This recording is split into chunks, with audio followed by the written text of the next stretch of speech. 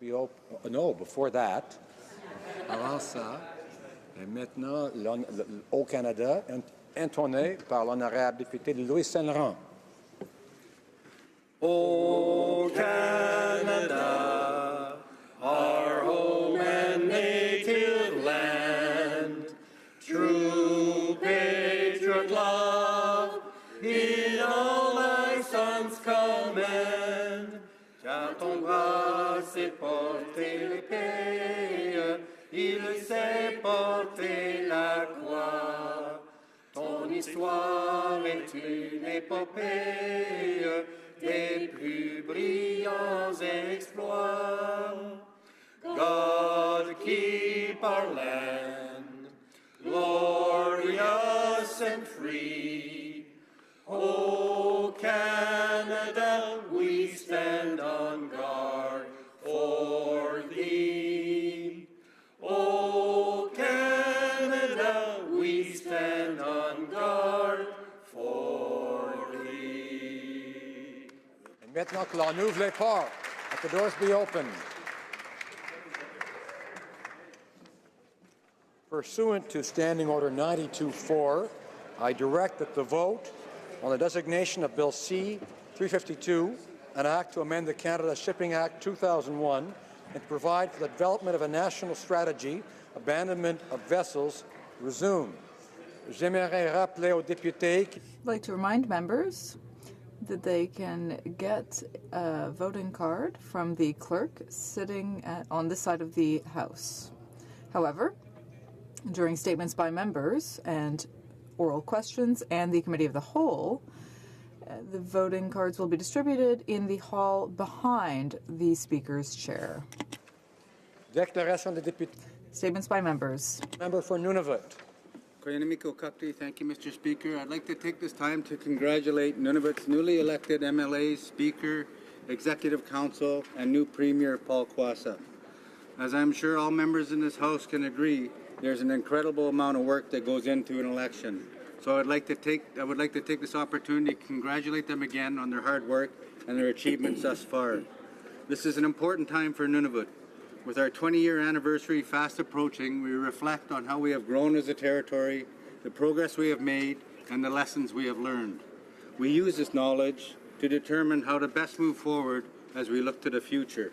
With the fastest growing population in Canada, many of the challenges we face, including education, housing, and healthcare, are only going to become more pressing. Addressing these issues are vital to securing a bright future for Nunavut. I look forward to working closely with the new territorial government, Premier Kwasa, and to help ensure that Nunavut shines. Thank you, Mr. Speaker. The honourable member for Long Range Mountains.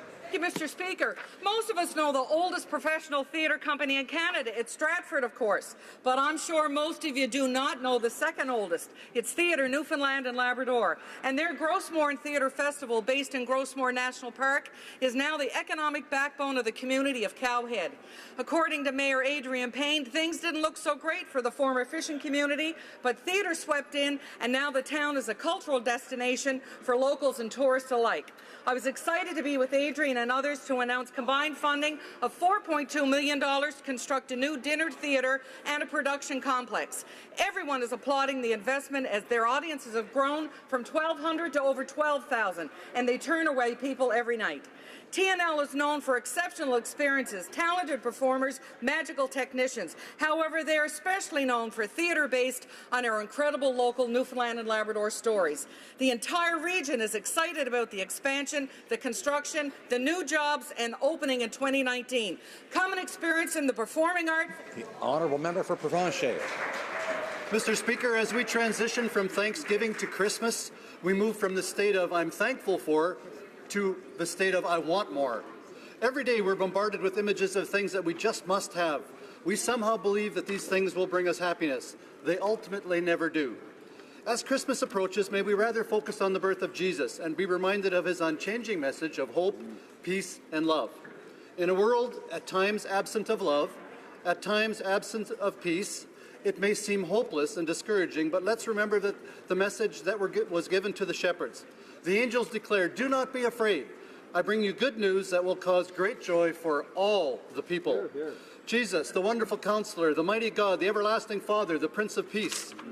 As parliamentarians, let us remember the foundation of our Dominion. May we remain ever hopeful, ever faithful to the promise that is Canada, and turn to the Prince of Peace for all the guidance and directions in whatever we do in this place. He is the one who has dominion from sea to sea. Mr. Speaker, I'd like to take this opportunity to wish the members of this House and all Canadians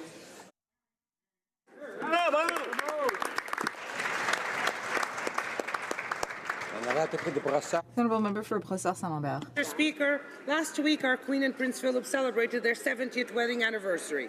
Sa Majesté Her Royal Highness and the Duke of Edinburgh have the longest marriage in the history of the British throne. This is another joyful milestone for our head of state. In fact, last year, Her Royal Highness became the first Canadian monarch to reach the age of 90 years. Globe and Mail stated last July that the monarchy is the bedrock of Canadian constitutional order. I firmly agree, and I've always believed that. I am proud to be a strong monarchist, holding firm to the belief that historical continuity is the best anchor for bold and progressive governance. I'd like to give my warmest wishes to Her Royal Highness and the Duke of Edinburgh, who continue to serve as an example of love and devotion, and I hope they will for many years to come. In His Royal Highness. Merci, Monsieur le Président. Thank you, Mr. Speaker. Member for Burnaby South. Mr. Speaker, during the 2015 election, the Prime Minister promised he would protect British Columbia's coast against Kinder Morgan. Well, he broke his promise and is now working to ram this dangerous new bitumen pipeline through our beautiful province.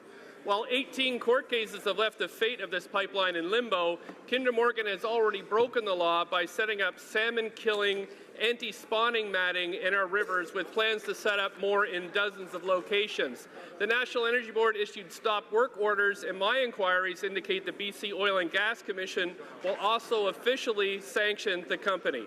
Kinder Morgan has erected a Guantanamo Bay-style compound in the Burrard Inlet, complete with razor wire fencing. The company's private security firms harass recreational boaters on a daily basis, and I now have asked the RCMP to investigate. While the Prime Minister and his Liberal MPs have sided with Kinder Morgan against BC, we will not stop fighting this project until it is abandoned. We will protect our coast. Honourable member for Lac-Saint-Jean. Mr. Speaker, today I'd like to address this House as the new Member of Parliament for Lac-Saint-Jean. First of all, thank you to all members of Parliament for their warm welcome. My arrival here in this House will be indelibly etched in my memory. I'd also like to thank the constituents of my riding of Lac-Saint-Jean for placing their trust in me. Since October 23rd, I have been hard at work for the families of my region. I'm proud to be their representative. Thank you to everyone. Thank you, Mr. Speaker. The honourable member for Bow River.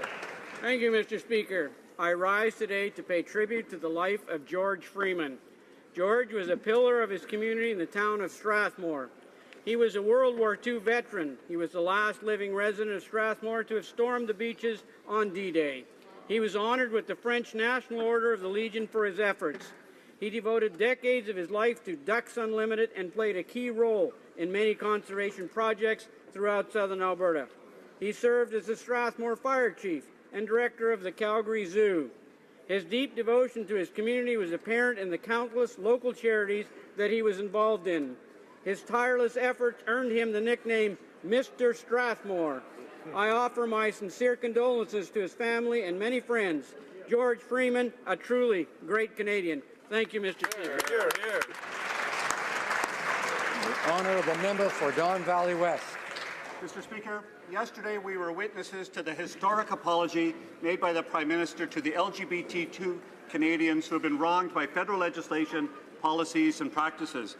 But we were more than witnesses. We were participants, and I wish to thank every member of this chamber who was here sharing in this historic and for me deeply personal moment. As a young person growing up gay, I never ever imagined this day. Throughout my lifetime, Canadians were fired from jobs, discharged from serving their country, denied access to justice, and convicted of crimes for simply being themselves. Mais, Monsieur le Président. But, Mr. Speaker, rest assured that our work does not end here. There will be concrete reforms to rectify the injustices that continue to be experienced every day. Together, let us continue moving toward a stronger, more diversified, and more inclusive society. Today was the start, not the end.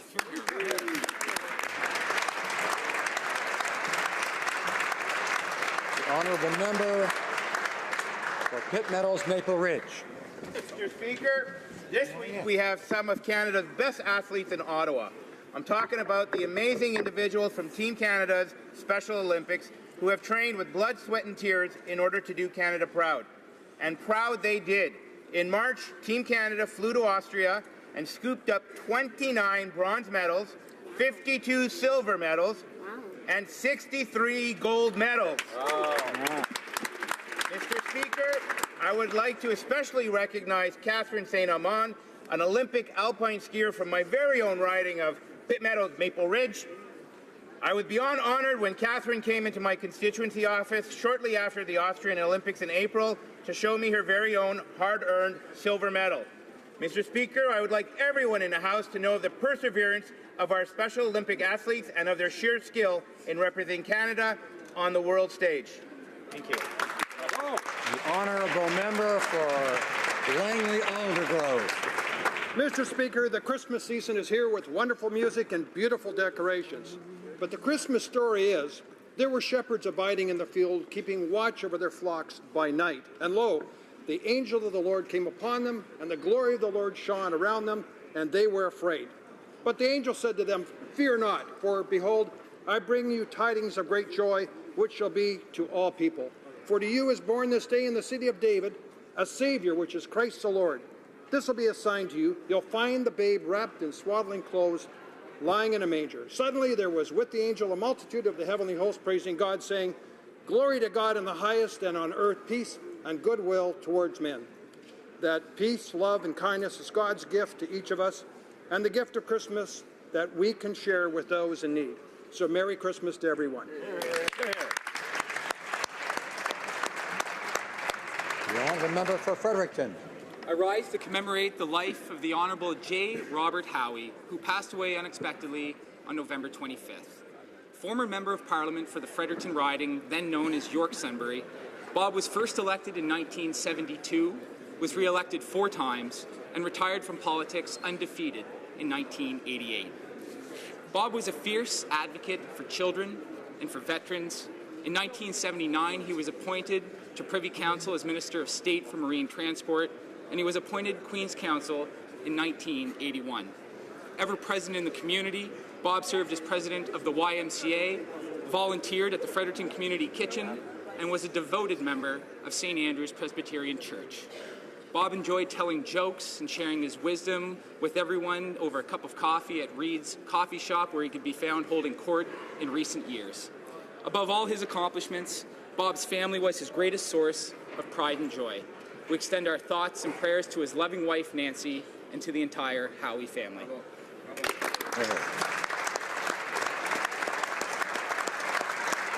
Honourable member for Nepean. Thank you, Mr. Speaker. Today is the International Day of Solidarity with the Palestinian people. The date of 29 November was chosen by the United Nations in 1977 because of its meaning and significance to the Palestinian people. On this day in 1947, the United Nations adopted partition resolution that provided for the establishment in Palestine of a Jewish state and an Arab state, with Jerusalem as a corpus separatum under a special international regime. Of these 2 states to be created under this resolution, only one, Israel, has so far come into being. Even today, the question of Palestine remains unresolved, and the Palestinian people have yet to attain their right to self-determination, the right to national independence and sovereignty, and the right to return to their homes and properties from which they have been displaced. This is not acceptable, Mr. Speaker. The honourable member for Souris Moose Mountain. Mr. Speaker, today I have the privilege of welcoming some outstanding Canadians to Ottawa. The athletes and coaches participated in the 2017 Special Olympics World Winter Games in Austria. In the fall of 1968, Dr. Frank Hayden from London, Ontario, started a sports program for persons with intellectual disabilities. after his research showed how beneficial physical activity could be for them. This caught the attention of Eunice Kennedy Shriver, who founded the Special Olympics and recruited Dr. Hayden to work alongside her using his Canadian blueprint. I've always been a huge supporter of the Special Olympics, and many of us are fortunate to have these athletes who hail from our ridings. Not only does the Special Olympics motivate these athletes to get active and stay healthy, it also teaches important life skills, such as teamwork, leadership, and socialization. I would like to congratulate all the athletes and coaches who are here today, and as it is truly an honor for myself and all my colleagues in this House to celebrate your accomplishments with you.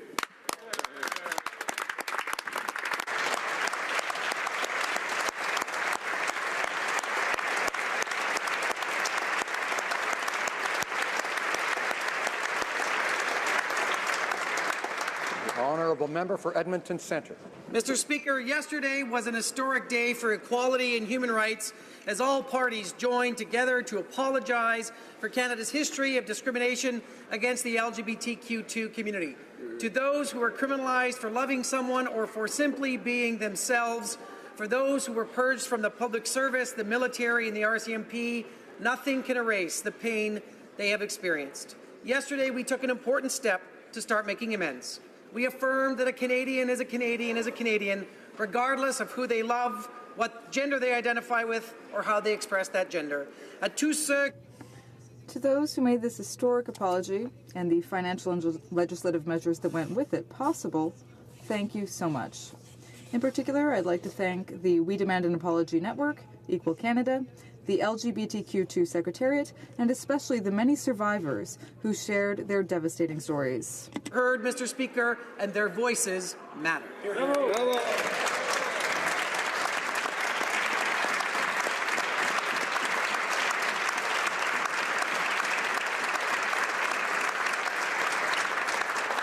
honourable member for Windsor-Tecumseh. Elena Yurlefa has fought against state-enforced labor in the cotton fields of Uzbekistan for nearly 26 years. Every autumn, over 1 million Uzbek citizens are forced by their own government to leave their regular jobs and go to the fields to pick cotton, a large portion of which ends up in our global supply chains and in our linen closets.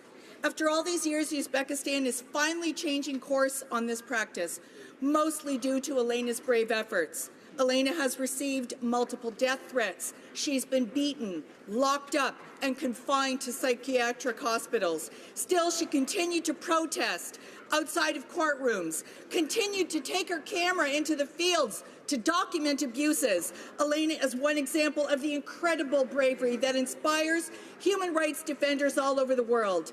Their sacrifices continue to bring about profound change. On this International Women Human Rights Defenders Day, I celebrate the achievements of such remarkable women.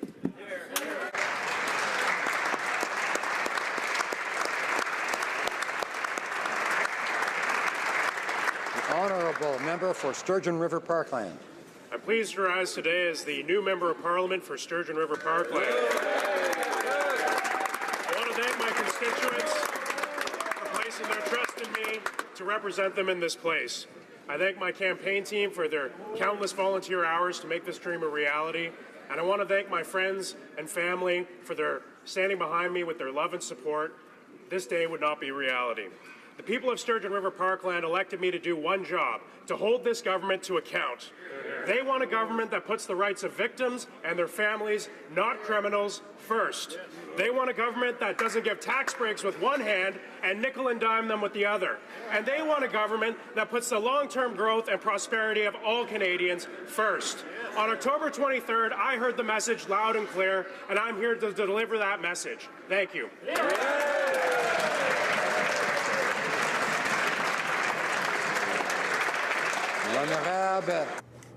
The Honourable Member for Argenteuil-la-Petite-Nation.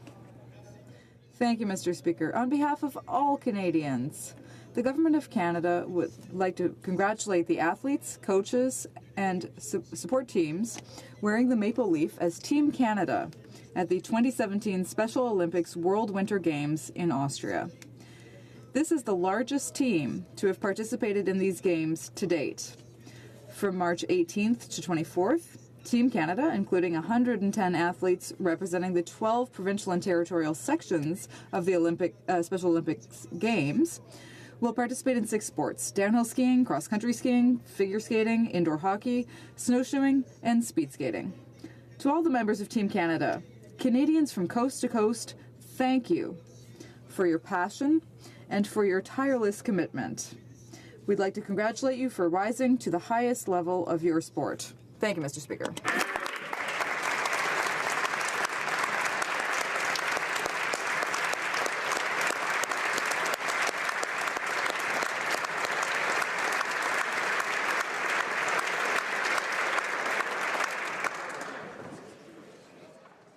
Questions orales, oral questions. The Honourable Leader of the Opposition. Monsieur le Président, Mr. Speaker, in addition to not following the rules, the Minister of Finance has a very bad record, despite what he and the Prime Minister have claimed. The deficit has doubled. Richest Canadians are paying less in tax, and middle-class families are paying 80% more on average. Now, the Minister is unable to count, nor can he follow the rules. So why, then, is he still Minister of Finance? The Right Honourable Prime Minister. Mr. Speaker, I continue to have full confidence in the Minister of Finance. Just look at the 500,000 new jobs created. He dropped taxes for the middle class, increased them for the richest 1%, delivered a child benefit that is helping 9 families out of 10. He has reduced child poverty for 40%. He's giving more money to most vulnerable Canadians and seniors, decreasing taxes for small and medium-sized businesses. He is managing an economy that is doing the best in the G7. So, yes, we continue to have confidence in the Minister of Finance. Chef de l'Opposition. The Honourable Leader of the Opposition. Prime Minister, that's just simply not true. Not only is the Finance Minister failing to follow the rules, he's also not very good at his job. He promised to run a deficit of only $10 billion, and of course he's blown right past that. He promised that wealthy Canadians would pay more, but after his measures came in, the top 1% ended up paying less. All the while, working Canadians, on average, are paying over 80% of working Canadians are paying more. So the Finance Minister isn't competent, and he can't follow the rules. Why is he still in cabinet? The Right Honourable Prime Minister.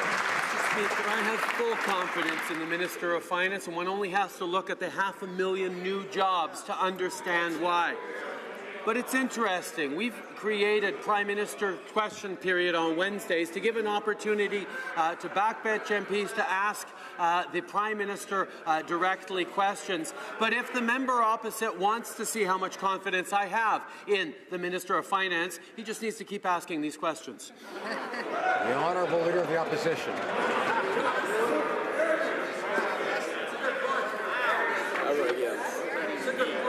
Mr. Speaker, we're happy to keep asking. We were hearing nice things about peace earlier. I'd like that. Let's try to have a bit. A little quiet when we hear the questions and the answers. The Honourable Leader of the Opposition has the floor. We're happy to keep asking questions, Mr. Speaker. The reason why the Finance Minister is in trouble is because he can't simply answer the questions. He misled Canadians about putting his assets in a blind trust. He was fined for holding onto an offshore corporation and not disclosing it, and he introduced pension legislation that could benefit himself and his family company. And now he's refusing to answer simple questions about personal, multi-million-dollar transactions in Morneau-Chapelle. So how is it that the Prime Minister is able to blindly trust someone who has demonstrated such ethical lapses? Right Honourable Prime Minister.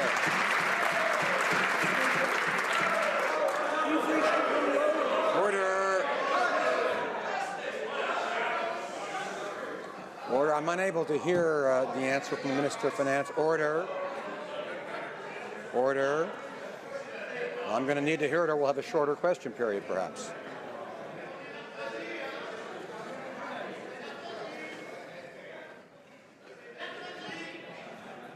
Alors. Order. The Honourable Minister of Finance. Mr. Speaker, we've reached a new low in this House. The opposition member...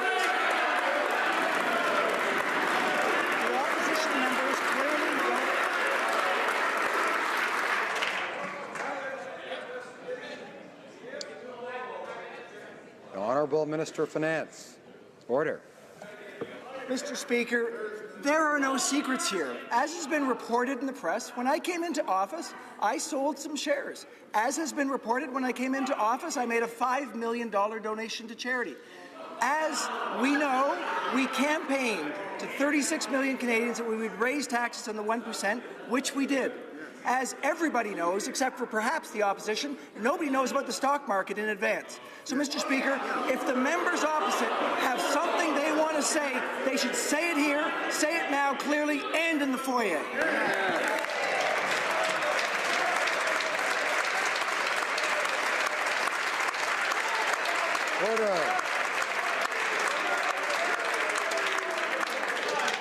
Order. Order. Alors.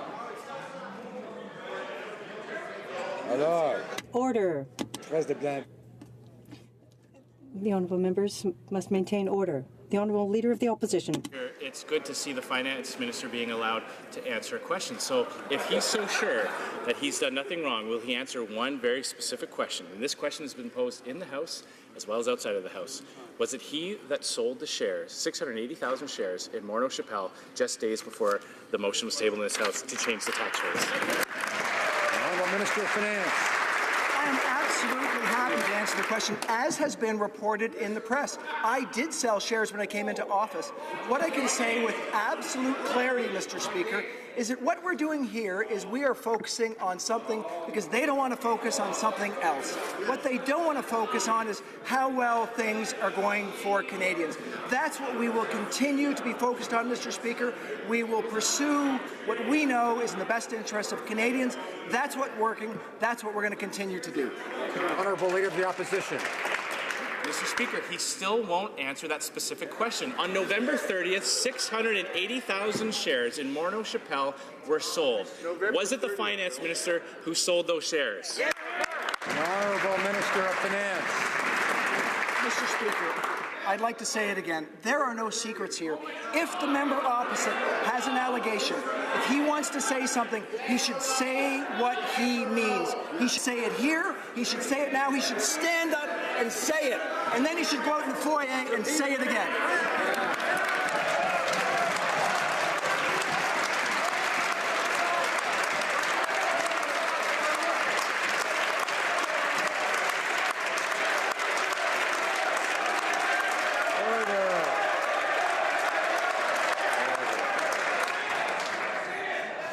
I know it's too much to expect love, but we did hear about peace earlier, and that was nice. The honourable member for Rimouski-Nejet-Témiscouata-les-Basques. Tout un gâchis, Monsieur le Président. The Minister of Finance is responsible for this mess that he's in. On November 30th, someone sold 680 shares in Morneau Chapelle, just a week before the announcement of tax measures, which caused a drop in share value. Now, the Minister confirmed that he sold that many shares. From the outset, he could have gotten out of this mess by simply saying that it was him, that he was the one who sold his shares on the 30th of November. So my question is this: why isn't the Prime Minister demanding a clear answer from his Minister of Finance? The Right Honourable Prime Minister. I'm sorry that the comment by the member opposite didn't listen. The Minister of Finance just answered that question. The Honourable Member. Monsieur le Président. He didn't answer the question, Mr. Speaker. He decided not to answer, but what the finance minister says anymore. It seems that he's constantly annoyed just by the simple questions that we're asking that are necessary and vital for a healthy democracy. He can't never give a straight answer. And I have a tip for him. Avoiding questions and threatening legal consequences to silence critics does nothing to exonerate him. In fact, it's making things worse. I would suggest another strategy that all Canadians could appreciate: telling the truth. When will the Prime Minister ask the Finance Minister to tell the truth? Right Honourable Prime Minister. Mr. Speaker, the Finance Minister is answering questions. I'm answering questions. We are continuing to remain focused on the things that matter to Canadians. That's why we've created over 500,000 jobs over the past 2 years, why we have the strongest growth rates in the G7, why we've delivered a tax cut for the middle class and raised taxes on the wealthiest 1%, why we're delivering a Canada Child benefit that's helping 9 families out of 10. Unfortunately, on that child benefit, of course, the members opposite, NDP and Conservatives, voted against it. Unbelievable. Honorable député. The Honourable Member for Rosemont, La Petite Patrie. Well, this is not going well at all, Mr. Speaker. Now, the Minister of Finance is in trouble up to his eyeballs. He misled the House. He tabled a bill that enriched himself. He put himself in a conflict of interest, and he's under investigation. And then thousands of shares in Morneau Chapelle were mysteriously sold just a few days before a major tax announcement. When people say that they don't believe politicians, that everyone here is crooked, well, that's what they're talking about. Liberals, in order to restore confidence, said that's what they were here to do. How can the Prime Minister still have confidence in his Minister of Finance? The Right Honourable Prime Minister. Canadians can judge members in this House and what they're saying by seeing whether or not members are prepared to make the same remarks outside of this House where parliamentary privilege doesn't exist. So I would suggest the member opposite to clearly state what he is stating here outside of these walls, and we'll see then if there will be, he will continue to make the same allegations. Order. The Honourable Member for Skinner-Bulkley Valley. Newsflash for the Prime Minister, we have said all of these exact things outside of the House as well as in. The Prime Minister's own clear promise to Canadians was that he and his ministers must not be, and I quote, in a conflict of interest or even in the appearance of a conflict of interest. The Prime Minister said he would be different. He said he would answer questions, so let's test that promise. Has the Prime Minister asked his Finance Minister if he cleared the sale of $10 million of shares with the Ethics Commissioner before he introduced major changes to the tax code? By not holding his Finance Minister accountable, how would he expect any Canadian to believe anything he has to say? Right Honourable Prime Minister.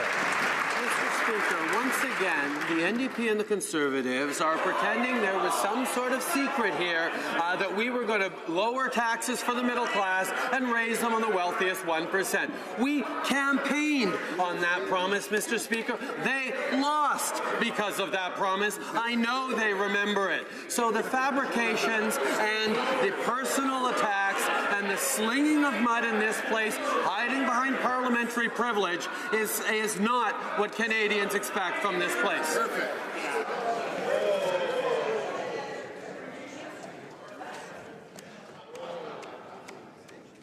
The Honourable Member for Richmond Arthabaska. Mr. Speaker, in Canada, executives at financial institutions must disclose their transactions on the stock exchange. Those measures were put in place precisely to prevent insider trading. The Minister of Finance is the CEO of finances in Canada. He dictates the rules of the game, so he must be above all doubt and set the example. If the Minister of Finance doesn't want to be transparent with Canadians, how does the Prime Minister maintain confidence in him? The Right Honourable Prime Minister. Once again, Mr. Speaker, the members opposite are making insinuations that they don't want to state clearly and that they don't want to repeat outside of this House. They are hiding behind parliamentary privilege. This is proof, Mr. Speaker, that it is a smear campaign against the Minister of Finance, a Minister of Finance who is doing such a good job of managing the economy. We are leading in the G7. We've created 500,000 new jobs. We're helping Canadian families across the country and will continue to do so. The Honourable Member for Richmond Arthabaska. Mr. Speaker, here are the facts. Over the past 2 years, it has been shown that the Minister of Finance violated ethics laws. He forgot to put his shares in a blind trust. He forgot to declare his villa in France. He didn't identify his number companies, and the cherry on the sundae, his sale of 680,000 shares sold off right before he announced a measure that would be put into place. No one has any confidence in the minister anymore. What is the Prime Minister waiting for to fire him? The Right Honourable Prime Minister. Mr. Speaker, this is a smear campaign by the opposition that has nothing else to say. We are showing we have proof of economic growth following 10 years under Stephen Harper, where we had the worst growth record since the Second World War. The work that we are doing is having a positive impact on Canadians. And the opposition has nothing apart from smear campaign tactics. Well, Mr. Speaker, I think the Prime Minister has rehearsed yesterday's talking points because, in fact, our Finance Shadow Minister did go outside the House and repeated everything that was said inside the House. Now, it may be a standard practice on Bay Street to threaten legal action anytime legitimate questions are raised, but that isn't befitting of a Finance Minister. If he believes he did nothing wrong, can the Finance Minister simply confirm or deny whether or not it was he who sold 680,000 shares days before the motion to change taxes was tabled in the House? Right Honourable Prime Minister. I can understand that it be the Leader of the Opposition who chooses to get up again because the member for Carleton refused to repeat the allegations he made on Monday outside this House yesterday. He is hiding behind parliamentary privilege, and I don't blame the Leader of the Opposition for taking his place right now. Honourable Leader of the Opposition. Mr. Speaker, I think the Prime Minister and Finance Minister are jumping the gun. The accusations haven't been made because we're just trying to get an answer to the question. Was it the Finance Minister who sold 680,000 shares days before the motion was tabled in the House? It's up to him to answer the question. If he did it, will he defend it? If he didn't do it, why can't he just say it? Right Honourable Prime Minister. Now, Mr. Speaker, we see a bit of damage control where the opposition is trying to hide behind lawyers and hide behind parliamentary privilege. On Monday, the opposition made allegations that they have refused to repeat outside this chamber. The member from Carleton swept out of this chamber and then refused to repeat what he had said on Monday outside this chamber. And now, Mr. Speaker, they're backtracking because their lawyers have told them to. That's the kind of attacks and campaign of going dirt that they've been doing. Order. I want to remind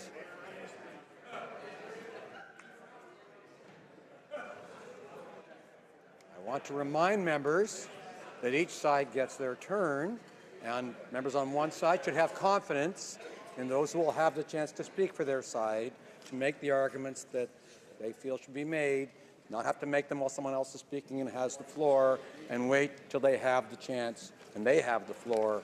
So let's listen to the Honourable Leader of the Opposition and then to the answer. Mr. Speaker, all the facts that have been said inside the House by opposition MPs have been repeated outside the House. Those are yesterday's talking points the Prime Minister is going off of. But when we look at the facts, the Liberal campaign platform would lead Canadians to believe that the fiscal changes would take place and come into effect on April 1st in 2016. Only when the Finance Minister decided that they would come into effect in December of 2015, and only when the public knew about that, would markets move. Days before that decision was announced to Canadians, 680,000 shares were sold. Was it the Finance Minister who made the sale? Right Honourable Prime Minister. You see, Mr. Speaker, opposition members have a job to do. They have to oppose. And the challenge they have right now is, despite 10 years of terrible economic stories from Stephen Harper's Conservative government, we have been able to demonstrate record growth, record job creation. We've helped millions of Canadians by lowering taxes on the middle class and raising them on the wealthiest 1%. They voted against those measures, but they now have nothing to do except make wild accusations and sling mud, because that's simply what they do. Fred, I have to ask the member for St. Albert Edmonton to restrain himself and not to be interrupting when someone else has the floor. I know it's an exciting moment, but we have to restrain ourselves. The Honourable Leader of the... It seems the member for St. Albert Edmonton did not hear me and is not listening.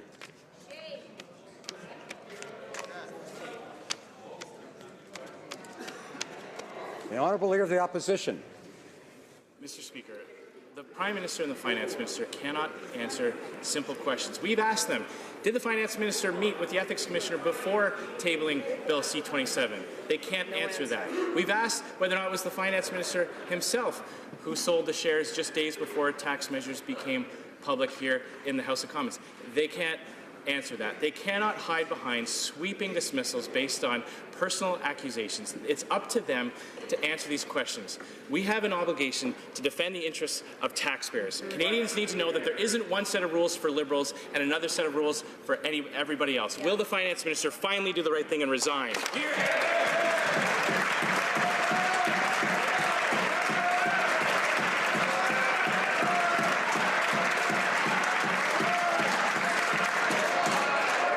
Honourable Prime Minister. Mr. Speaker, the members of the opposition can't even keep their stories straight in their attacks. For weeks, they demanded that the Finance Minister sell his shares. Now, they're saying that he should not have sold his shares. They are all over the place in their attacks because that is just what they do. Meanwhile, we remain focused on Canadians, on lowering taxes for the middle class, on lowering taxes for small businesses, on creating investments in infrastructure that are going to help Canadians from coast to coast to coast, on delivering on the promises we made in the election campaign that Canadians are counting on. The Honourable Member for Laurier-Sainte-Marie. Mr. Speaker, in yesterday's apology to the LGBTQ community, the Prime Minister acknowledged that we still have a lot of work to do. The bill to expunge criminal records in cases of consensual same-sex activity has now been tabled. The bill to standardize the age of consent, however, has been languishing on the order paper for a long time now.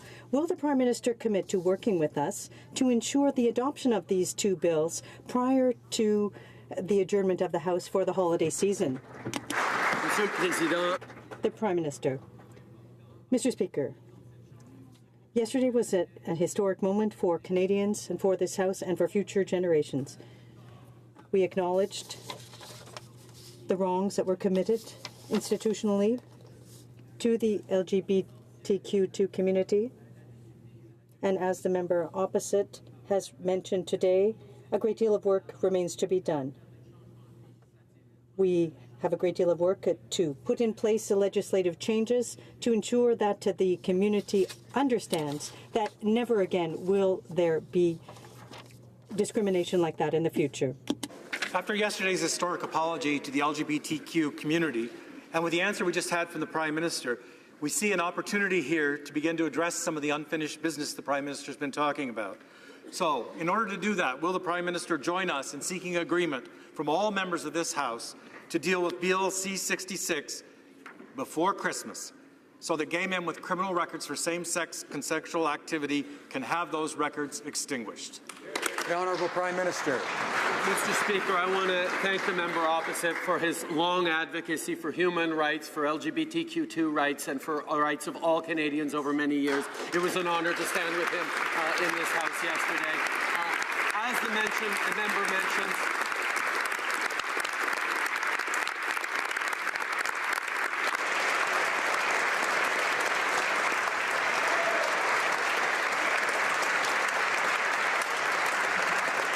as the member mentions, there is still much work to be done, and we look forward to working with all members of this House to get it done as quickly as we can.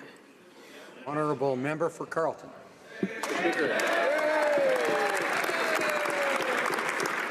Yesterday I repeated outside of the House the same questions that I've been asking inside of the House. Unfortunately, the Minister will not answer those questions in either of those two places. Somebody sold $10 million of shares. A week before, this minister introduced tax changes that caused the stock market and Morneau Chappelle shares to drop. Was that somebody him?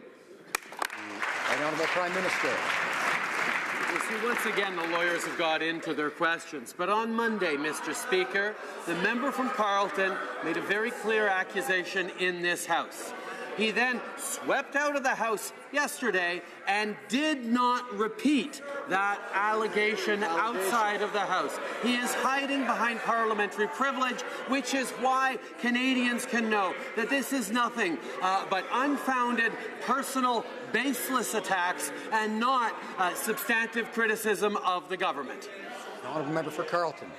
Fact, on December 7th, this minister introduced tax changes that gave an incentive for investors to sell their stocks and realize their capital gains before the new year and the new tax increase would take effect. Fact, the stock market dropped and Morneau Shepell shares dropped by 5%. Fact, the Finance Department has revealed that this phenomenon led to a reduction in revenues of almost $1 billion in the subsequent year. These are all facts. He sold his shares at some point. I'm asking again, did he sell them immediately before he introduced that measure? Yes or no?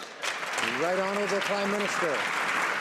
Again, we have courts that are very able to determine facts in cases like this. However, the member opposite, by only saying these sorts of things in this chamber, protected by parliamentary privilege, as we all should be, is demonstrating that he does not want to test his allegations in the courts. He does not want to actually have to stand behind his words in a court of law. That is the baselessness of facts. I want to remind the member for Lanark, Frontenac, Kingston that people on his side will have the chance to ask other questions, of course, and he should wait and allow them to do that, not feel that he has to make the argument while someone else is speaking. The member for Carleton has the floor. Mr. Speaker, I'm simply asking the question. That side is demanding that we make allegations against the finance minister. Which is a very strange way for question period to unfold. The reality is, if a chief financial officer sold stocks a week before disappointing quarterly financial results were released, losing his job would be the least of his problems. He would be fired. Will the CEO of the Government of Canada fire his CFO now? Right Honourable Prime Minister. Again, we see, Mr. Speaker, that the opposition are filled with sound and fury signifying nothing. They refuse to actually follow up on the insinuations and allegations they made clearly in this House on Monday because they realized they went too far, because their desire to attack and to sling mud against the honour and integrity of people on this side of the House crossed some lines, and that's why they are unable and unwilling to go out and repeat what they said on Monday outside of this House, which tells Canadians that this is nothing but bluster. The Honourable Member for Carleton. Mr. Speaker, yesterday I invited the Finance Minister to meet me out in the foyer, where I could repeat the same question out there that I asked in here. Unfortunately, he was a no-show. So I'll give him another chance. Where and when would he like to meet outside of this chamber so I can ask the same question and maybe he could answer it? Right Honourable Prime Minister. Mr. Speaker, once again, the member opposite seems a little bit muddled. This is the room for questions. For him to go outside is to make a statement.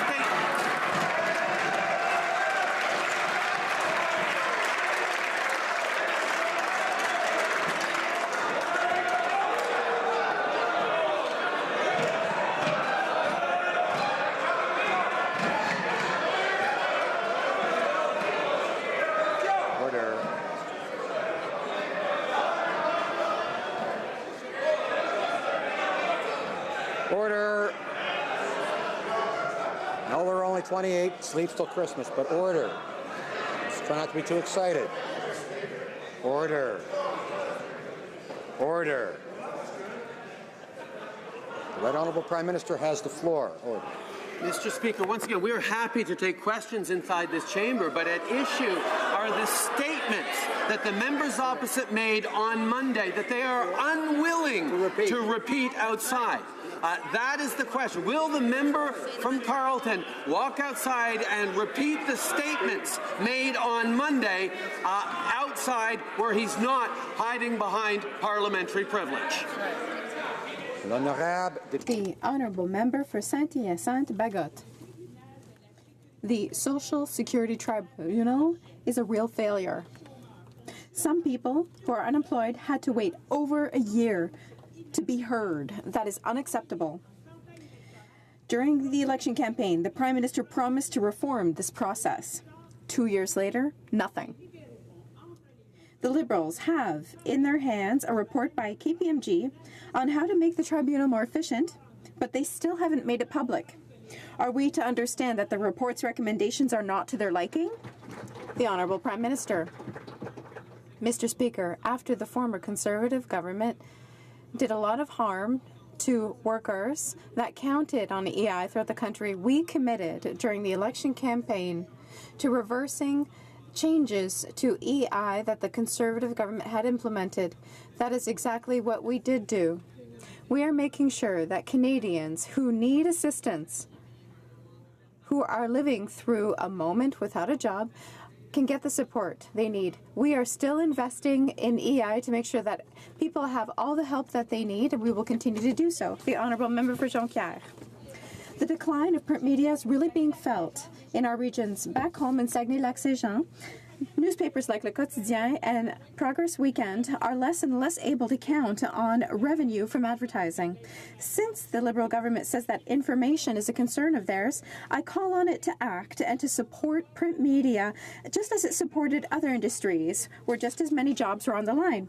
Will the government commit to providing temporary financial assistance until a permanent solution can be found and to support these good jobs? The Right Honourable Prime Minister.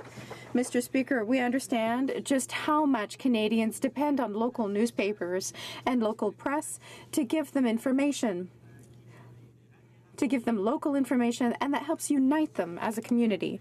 We are going to continue to invest millions of dollars in advertising support to newspapers. We recognize that there's a transformation going on in the industry. We will continue to support and to help media, because it is important to have media that is resilient and free in a democratic society. For Yukon. Monsieur le Président, le Premier ministre a annoncé aujourd'hui qu'il propose de nommer l'honorable Sheila L. Martin à la Cour suprême du Canada. La personne proposée occupera le siège laissé vacant avec le départ à la retraite de la juge en chef Beverly McLaughlin, suite à sa carrière judiciaire remarquable. Justice Martin had been sitting on the courts of the Northwest Territories and Nunavut, and previously sat on Alberta's Court of Queen's Bench and the Yukon Supreme. Order. I'm sorry for interrupting, but apparently there's no interpretation. So, and is there now? Once that starts. Test.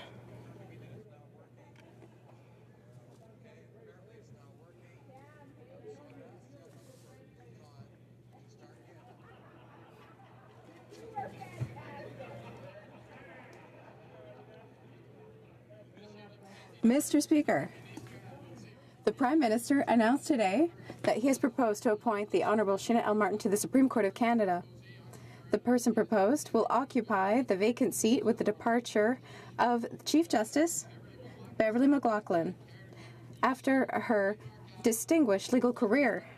In the Courts of Appeal of Alberta, the Northwest Territories and Nunavut, and previously sat on Alberta's Court of Queen's Bench and the Yukon Supreme Court. May the Prime Minister please inform this House how this selection was made. Honourable Prime Minister. I would like to thank the member for Yukon for his question and for his excellent French. It is my pleasure to announce the appointment of Honourable Sheila L. Martin to the Supreme Court.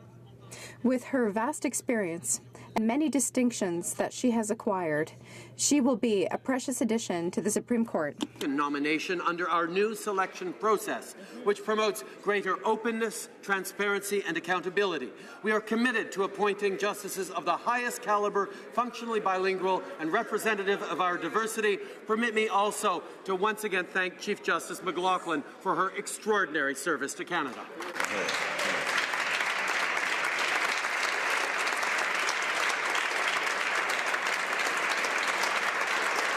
Honourable Member for Carleton. Not only does the Finance Minister, is the Finance Minister unable to answer questions and follow the rules, he can't count. He said the deficit would be $10 billion. It was 20. He said taxes would go up on the rich, and in fact, the rich are paying $1 billion less. He said taxes would go down for the middle class, but 87% of them are paying more. When will this Prime Minister do the right thing and fire this incompetent minister who can't follow the rules? Right Honourable Prime Minister. Mr. Speaker, the Conservatives are jealous of our economic record.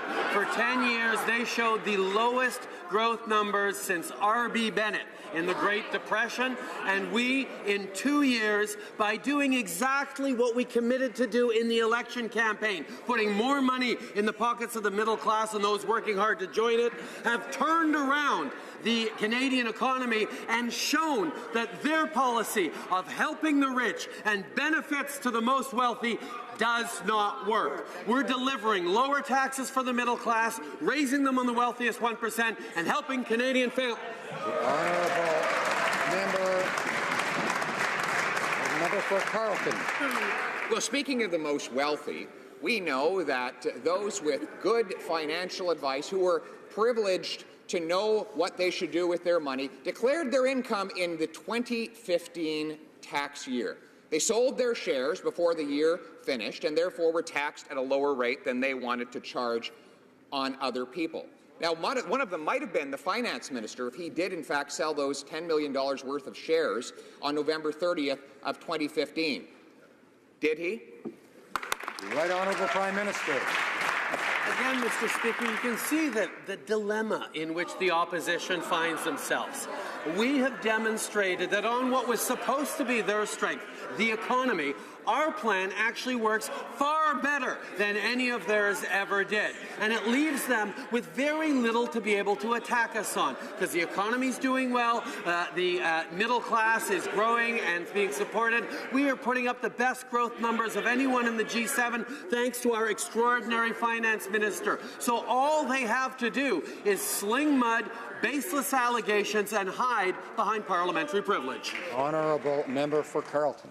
Well, what is extraordinary is a finance minister that breaks the law and fails to report his offshore company. What is also extraordinary is implying that he put all of his money in a blind trust, but in fact keeping it knowingly invested in a company he regulates. It's also extraordinary that he introduced a bill that would help that company with changes to pension law. And it's extraordinary that after 3 days of questioning, he still can't tell us if he sold shares in that company just a week before he introduced tax legislation. With these extraordinary failures, will he resign? Right Honourable Prime Minister.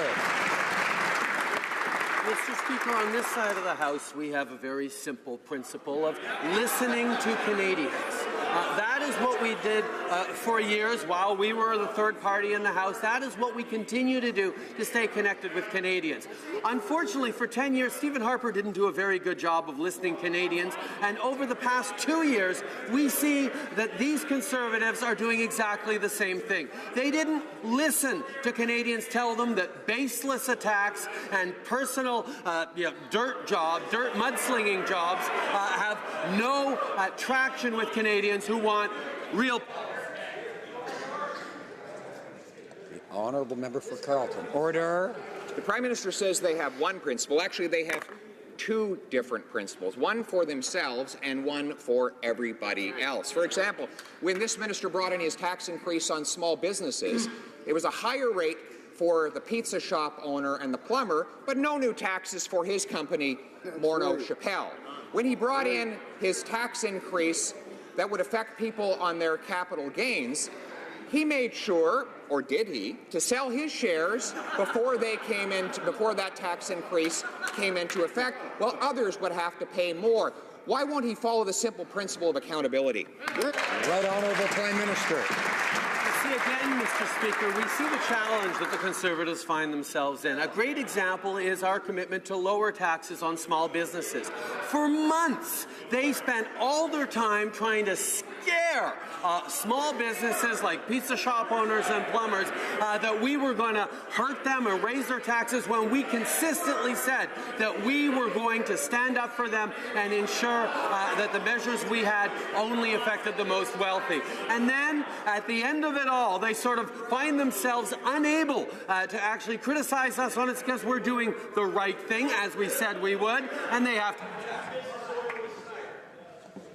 Honourable member for Foothills will come to order, please. The honourable member for Edmonton Strathcona. Speaker, the Minister of Environment is facing court action for failing to comply with laws protecting Canada's boreal woodland caribou. She has just this week received a petition seeking an order to protect the critical habitat of 5 severely threatened caribou herds in northeastern Alberta. Successive governments have failed in their mandatory duties to ensure their protection. The province admits it lacks the necessary powers. Will the Environment Minister immediately recommend to this government to issue a Section 61 order to save these herds? Right Honourable Prime Minister. Seriously, the responsibility of protecting our national environment. We know that protecting the environment and growing the economy go together. We will continue to work with our partners, including conservation groups and provinces and territories, to ensure that we are fulfilling all our obligations in terms of protection, protecting species at risk, in terms of keeping our environment protected for future generations. The honourable member for Timmins, James Bay.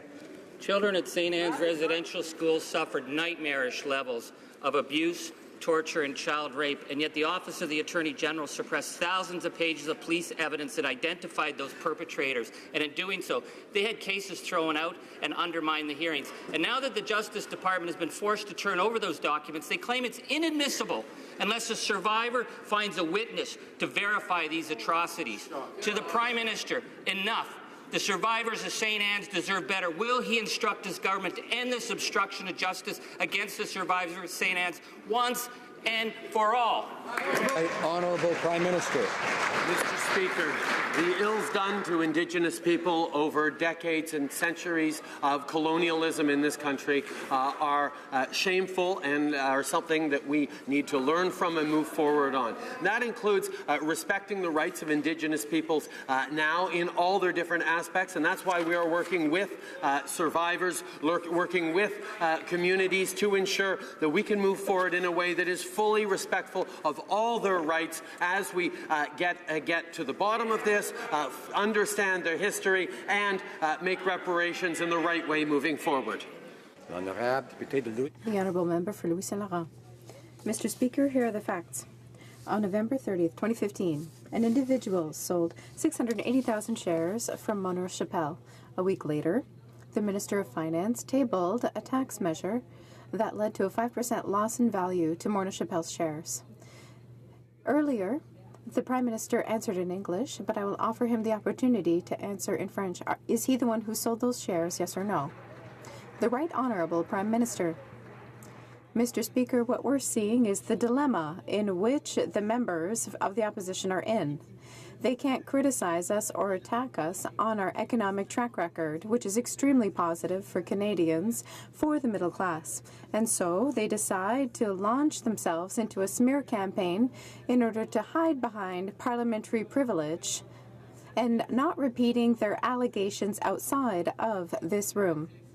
I know that Canadians expect better from all members in this House, including members of the opposition, and we're going to see if they start to deliver. The Honourable Member for Louis Saint Laurent. Canadians expect a responsible government. Canadians expect for the Minister of Finance to give clear answers. Canadians do not expect that the Prime Minister and the Minister of Finance to be investigated by the Ethics Commissioner. Canadians do not expect for the Minister of Finance be unable to tell us if yes or no he's the one who sold those 680,000 shares 1 week before he tabled tax measures that led to a 5% loss in the value of his family's company's shares. Did he do it, yes or no? The Right Honourable Prime Minister. Mr. Speaker, the members in this place and all Canadians are going to see that the Minister has already answered these questions. They continue to lead a smear attack because they have nothing else to do. They can't criticize us because after 2 years, we've already demonstrated an economic track record that is much more positive and helped many more Canadians than they did in 10 years. Despite their so-called economic expertise, the Conservatives are demonstrating that they are just empty shells. And we are the ones who are delivering on economic growth. The Honourable Member for Beauport, Côte-de-Beaupré, Île-de-Lion, Charlevoix. I will ask that while everything to do with the Minister of Finance is dubious and hypocritical, he would try to have us believe the opposite by refusing to answer our questions. Canada's finances must be administered by a person who is responsible, transparent, and honest because it is Canadians' money. With the Commissioner's investigations ongoing, gains in his personal interests, and his refusal to answer questions about his financial transactions, will the Prime Minister dismiss his Minister of Finance, yes or no? The Right Honourable Prime Minister. Mr. Speaker, what we're seeing in the conversations we have with Canadians, whether it be in Lac-Saint-Jean or South Surrey White Rock or anywhere else in the country, it is that Canadians recognize that our record of economic growth and the impact of the Canada Child Benefit, the impact of lowering taxes for the middle class, and the increase in taxes for the wealthiest is helping our communities, is helping our families, helping individuals. That is what we are doing, and that is why the opposition has nothing better to do than a smear campaign, because they can't criticize us otherwise. Mr. Speaker, from coast to coast to coast, housing advocates are raving about Canada's first ever national housing strategy. Many are calling the national housing strategy a game changer. Others are saying that the national housing strategy is a model of how modern, progressive policy making should be done. No less an authority than the UN Special Rapporteur on Housing is calling the strategy an incredible moment for Canada and our leadership on human rights. Could the Prime Minister please inform the House what the first ever national housing strategy means for all Canadians? Right Honourable Prime Minister. I thank the member from Scarborough Centre for her question and for her extraordinary community leadership. The National Housing Strategy is not just the first ever national housing strategy in Canada, it's also the first time a federal government has committed itself to a human rights-based approach to housing. We're going to reduce chronic homelessness by 50%, build up to 400,000 new repaired or renovated units, and remove 500,000 households and individuals from housing need. We're all proud of delivering real and historic change to the Canadians who need it most. The Honourable Member for Niagara West. John Chang and Allison Liu are Canadian citizens who have been unfairly detained in China since March 2016 over a customs dispute.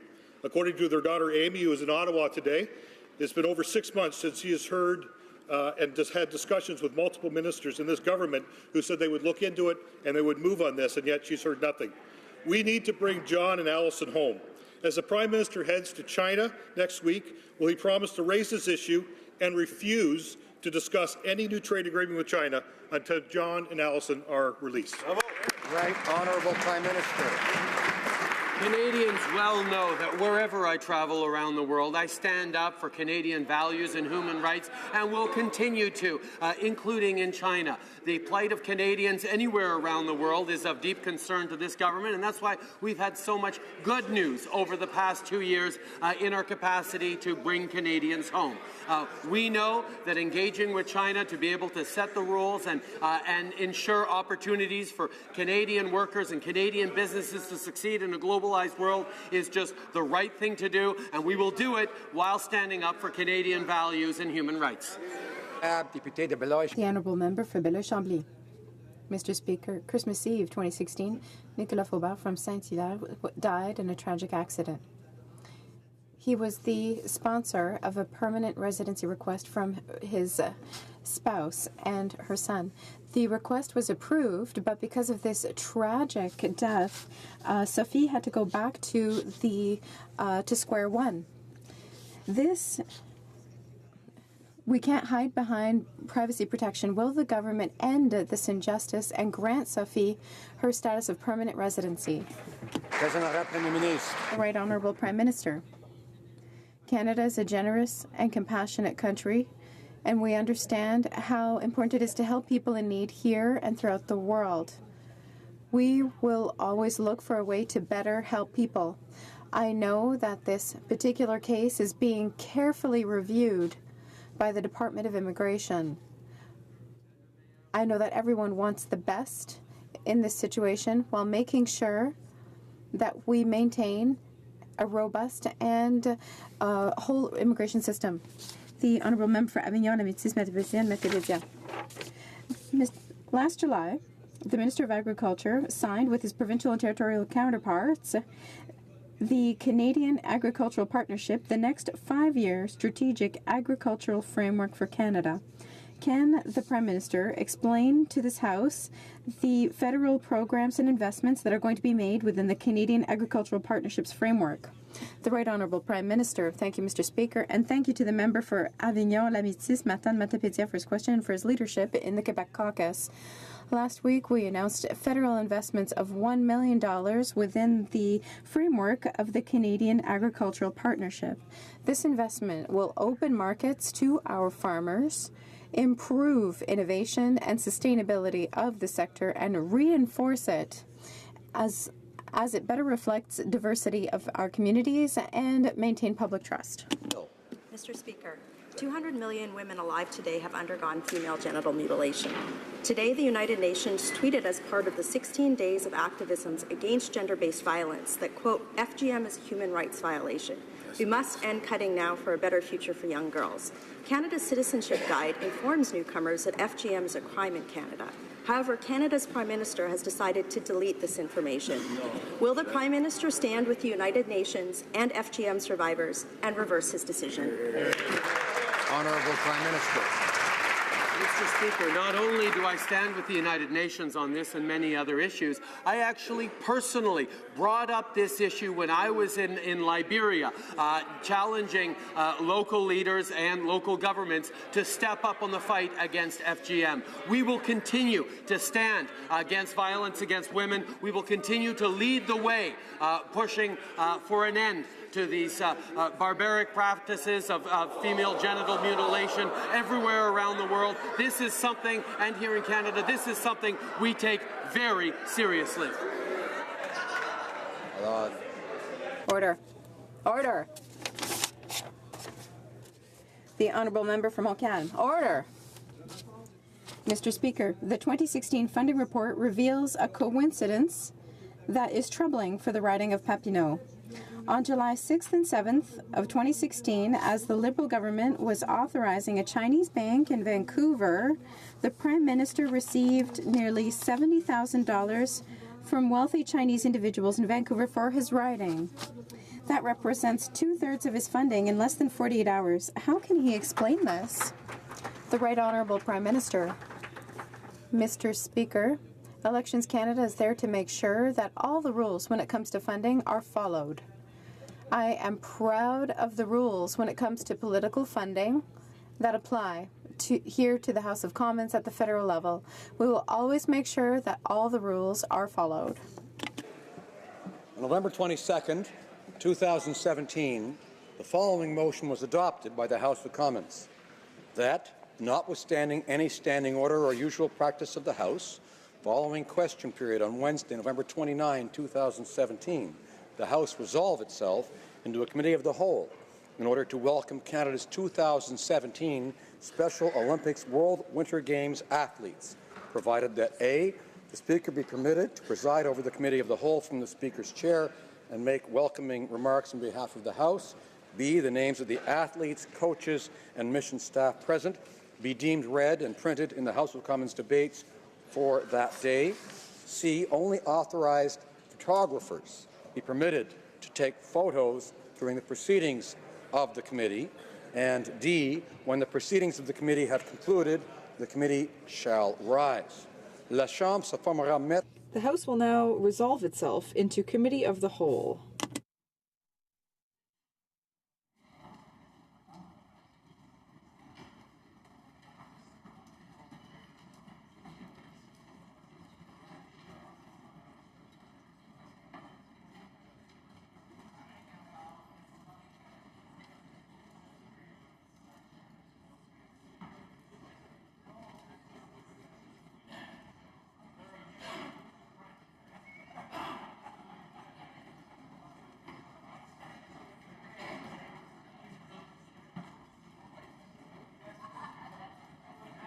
it is my pleasure to welcome onto the floor of the chamber many of the athletes who competed in the 2017 Special Olympic World Winter Games in Austria last March, led by the chef de mission and the 2017 honorary coach.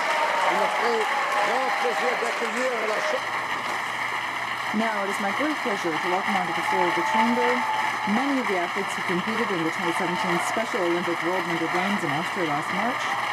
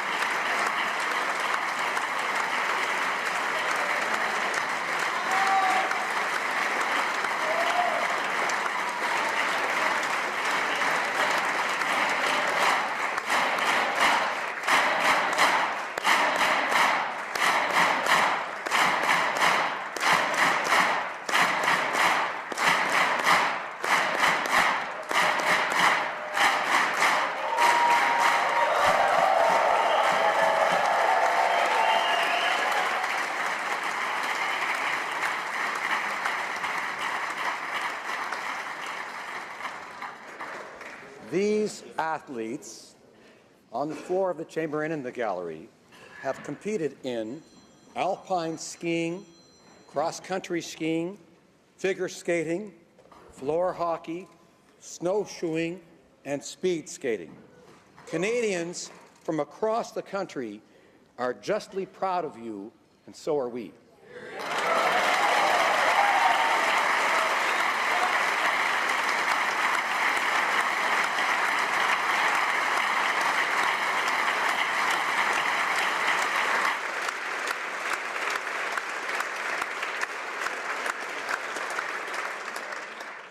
Like them, we appreciate the years of training and sacrifice and the determination it takes to become a world-class athlete.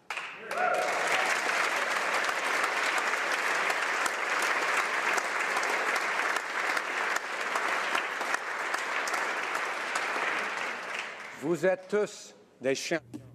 You are all champions, and you are a source of inspiration to your fellow citizens.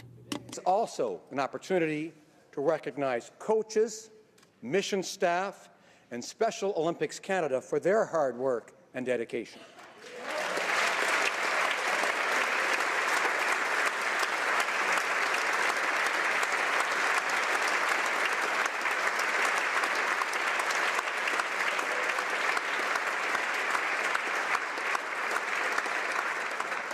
I should have asked colleagues to wait for the part where I say many of them are sitting in the gallery, and I would ask them to stand.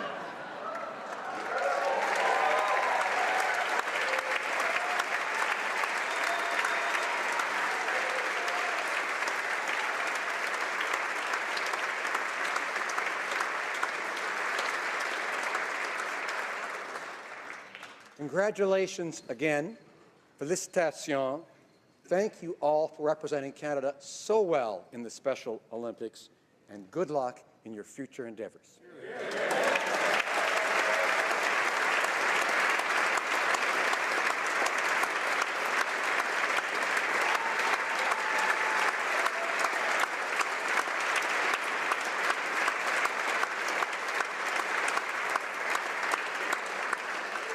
Les députés sont conviés à... Members are invited to a reception in room 237C to meet our distinguished guests.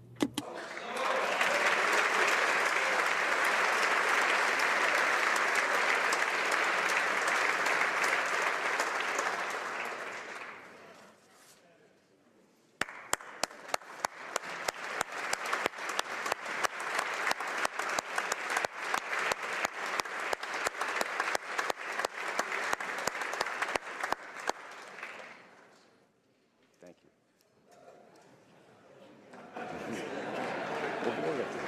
Sorry? Canada, our home and native land, through patriot love, in all our sons command, à t'embrasser, porter l'épée.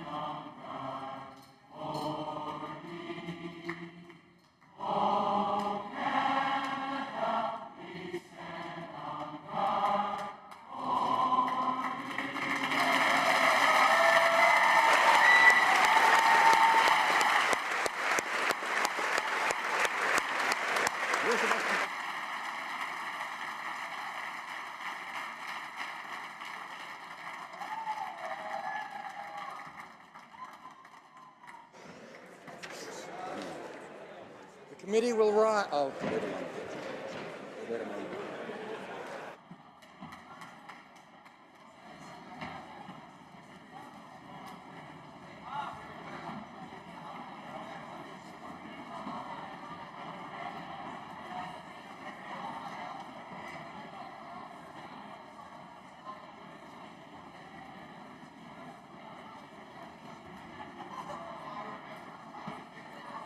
The committee will rise.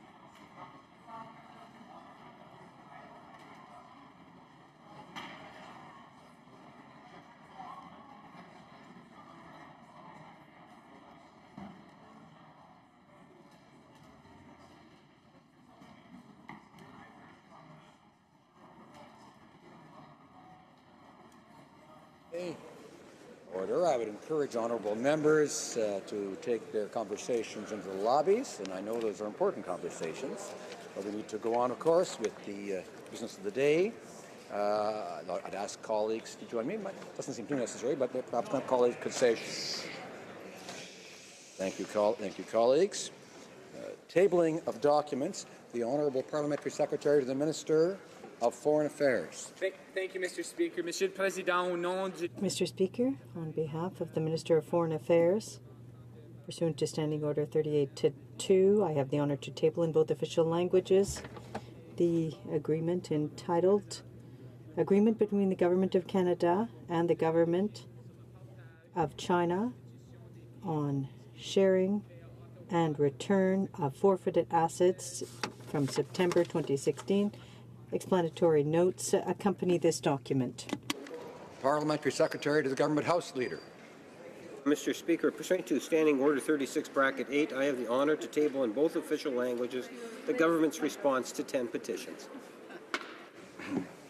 Dépôt de projet de loi émanant du gouvernement. Introduction of government bills. Création de ministres. Statements by ministers. Reports from interparliamentary delegations. The Honourable Member for Coastal Bay, Central Notre Dame.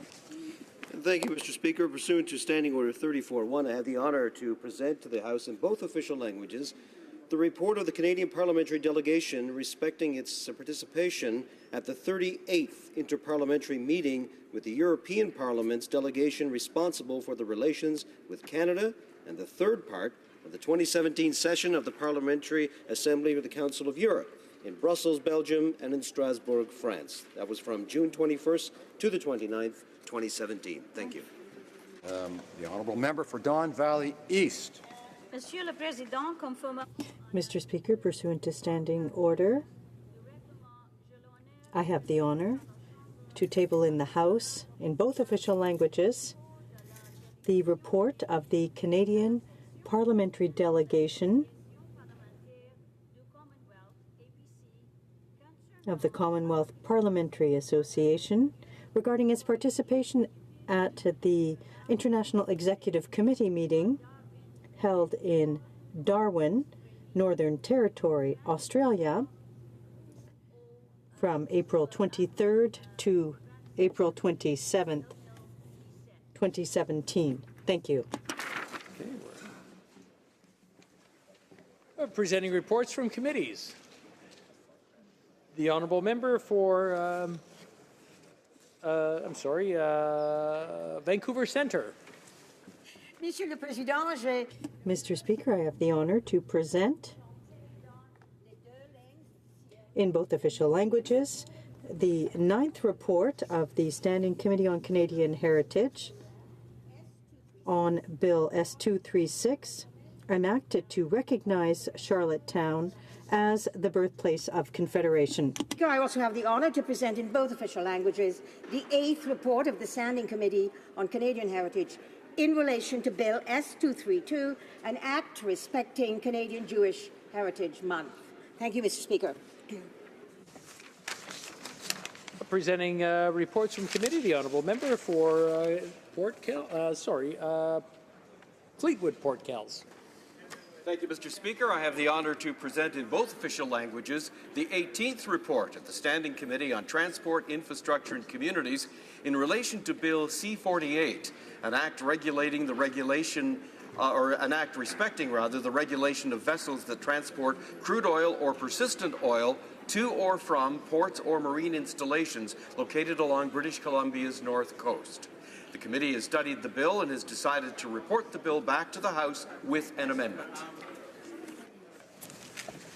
Presenting reports from committee, the Honourable Member for Moose Jaw, Lake Centre, Lanigan.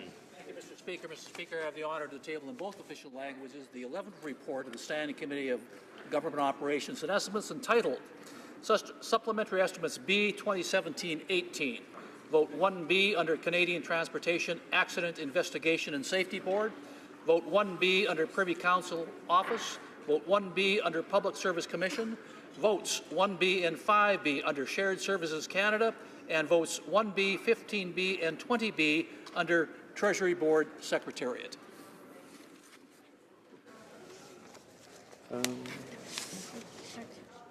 Okay. Mr. Stetsky, seconded by Mr. Rankin, moves that moves for leave to introduce a bill entitled An Act to Amend the Navigation Protection Act, Certain Lakes and Rivers in British Columbia. The motion is deemed adopted. The Honourable Member. Sure. Pleasure to rise today and present this bill an act to amend the Navigation Protection Act, certain lakes and rivers in British Columbia. Canadians know that water, along with, of course, the great people we have in Canada, are really our greatest assets. Water was how we first traveled around the country using rivers and lakes. Water is one of the things that people around the world look at us with a great deal of envy. And so I'm very proud today to present this bill, which brings back into the Navigation Protection Act 12 lakes and 21 rivers from my riding of Kootenay, Columbia, which were excluded under the Conservatives' amendments to the Act a number of years ago. Some of the lakes that we're going to put back on include Columbia Lake, which is, of course, the source for the Great Columbia River system, 21 rivers, including the Flathead and the Kicking Horse rivers.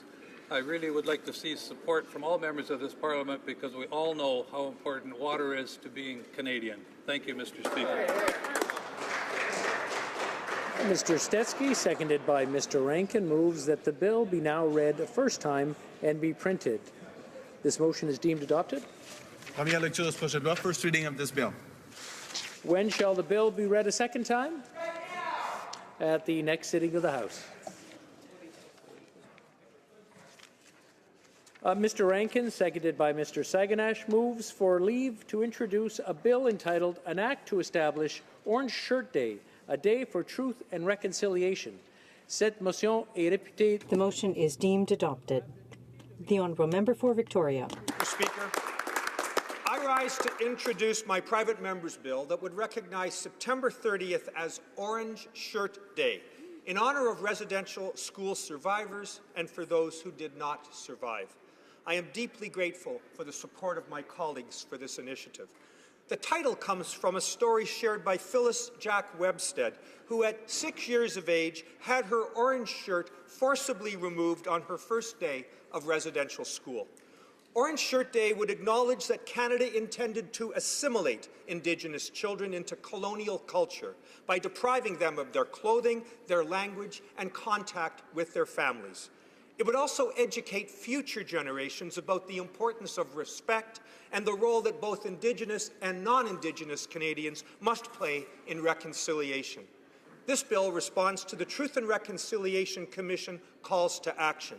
Generations of Indigenous children endured tremendous pain and harm.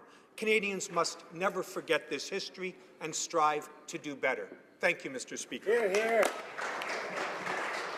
Mr. Rankin, seconded by Mr. Saganash, moves that the bill be now read a first time and be printed. This motion is deemed adopted. First reading of this bill. Première lecture de ce projet de loi. When shall the bill be read a second time? At the next sitting of the House. First reading of Senate public bills. Motions. Presenting petitions. The Honourable Member for Calgary-Shepherd. Thank you, Mr. Speaker. I rise to table a petition by 39 constituents of mine. They're calling attention of the House to the fact that Canadians have not been given adequate time to be consulted and to provide feedback on the small business tax changes. They draw the attention of the House to family businesses will suffer because essential retirement plans and rewards for their risk will be eliminated. And finally, what they are asking this government to do is to abandon the unfair tax proposals and defend Canadian businesses as the main driver of the Canadian economy. Thank you, Mr. Speaker. Hear, hear. Presenting petitions. The Honourable Member for Calgary Heritage. Oh, Calgary Confederation, sorry.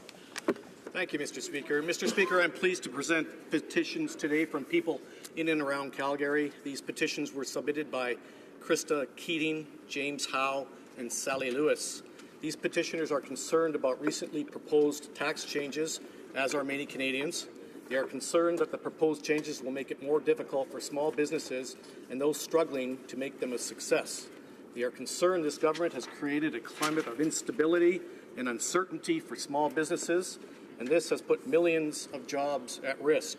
The petitioners are asking that the government recognize the risks in operating a small business and abandon their unfair tax changes. Thank you. We have another petition. Please proceed. Mr. Speaker, I'm pleased to present petitions today from hundreds of people in and around Calgary These petitioners are concerned about the way the Chinese government has dealt with Falun Gong practitioners. They are calling on Canada's government to condemn illegal arrests of Falun Gong practitioners and, more specifically, the immediate and unconditional release of Canadian Ms. Chiang Sun. Thank you. One more. Very good. Proceed, please. Mr. Speaker, I'm pleased to present a petition today from dozens of Calgarians. This petition was submitted by my constituent, Cindy Berg. These petitioners are asking that the government abandon their unfair tax changes. These petitioners are concerned about the negative effect it will have on small businesses and employment in Canada. Mr. Speaker, these petitioners recognize that when our small businesses are struggling, it has an effect on all of us. Thank you. Presenting petitions, the honourable member for London Fanshawe. Mr. Speaker, and like my colleague from British Columbia, I have a petition in regard to navigable waters. And as you may recall, the Conservative government stripped away environmental regulations that covered the Navigable Waters Act, leaving hundreds of rivers and lakes vulnerable. And so my community of London, Ontario, has asked to protect the Thames River from unfair and unethical development, and they're asking that the Liberal government, which has failed to keep its promise to reinstate environmental protection, do so and support my bill C-355, which commits this government to prioritizing the protection of the Thames River by amending the Navigational Protection Act. Presenting petition, the honourable member for Nanaimo Ladysmith. I rise again to bring voices from Victoria, Nanaimo and Ladysmith urging this Parliament, given that the Liberals had blocked debate on my abandoned vessel legislation C-352, they urge this Parliament to allow this bill to be debated in this House and to be deemed votable. This is based on the solutions in this legislation to resolve the long-standing problem of abandoned vessels having come directly from coastal communities. They cite the fixing of the vessel registry, creating a fee to assist with the cost of vessel disposal, supporting local marine salvage, and supporting recycling efforts. With 3 hours left to vote today, I urge all members of Parliament to hear this petition. Thank you. Presenting petitions, the honourable member for Courtenay, Alberni. Mr. Speaker, I'm honoured to table a petition in the House today on behalf of residents from Hornby Island, Denman Island, and Courtenay.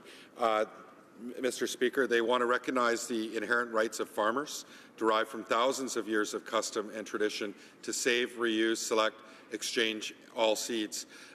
Further, they call on Parliament to enshrine in legislation the inalienable rights of farmers and other Canadians to save, reuse, select, and exchange and sell seeds. Presenting petitions, the honourable member for Saanich Gulf Islands. Thank you, Mr. Speaker. And it's an honour to rise to present this petition today on the eve of the Prime Minister's trip to China. Very appropriately, petitioners are asking this House to consider the plight of the practitioners of Falun Dafa and Falun Gong in China, and particularly of Canadian citizen Chiang Sun, who was illegally kidnapped, and hoping the Prime Minister will indeed raise the issues of human rights in his upcoming visit. Presenting petitions. Questions on the order paper. The Honourable Parliamentary Secretary to the Government House Leader. Yes, thank you, Mr. Speaker. If the government's response to question 1228 could be made order and a return for return, let me try that again, could be made an order for return, this return would be tabled immediately. And then, Mr. Speaker, I would finally ask that the remaining questions be allowed to stand after that. Is it the pleasure of the House that the aforementioned question be made order for return and that it be tabled immediately? Agreed and so ordered. The Honourable Parliamentary Secretary to the Government House Leader. Mr. Speaker, I suspect I probably threw things off somewhat there. I would ask that the remaining questions be allowed to stand at this time.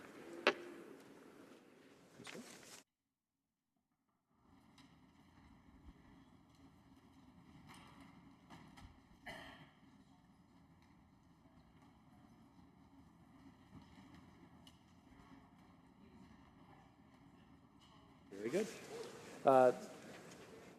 The questions are allowed to stand. Yes, very good.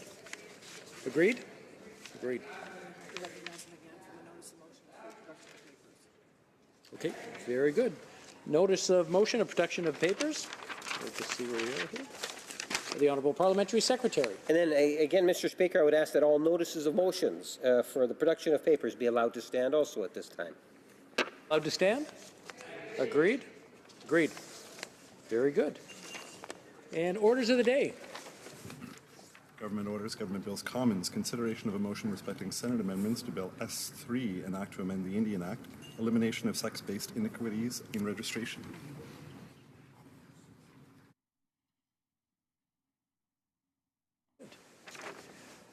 Ms. Bennett, seconded by Mr. O'Regan, moves that the amendments made by Senate to Bill S3, an act to amend the Indian Act, elimination of sex-based inequities in registration, be now read a second time and concurred in.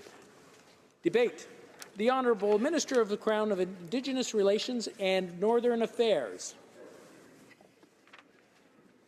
Thank you, Mr. Speaker.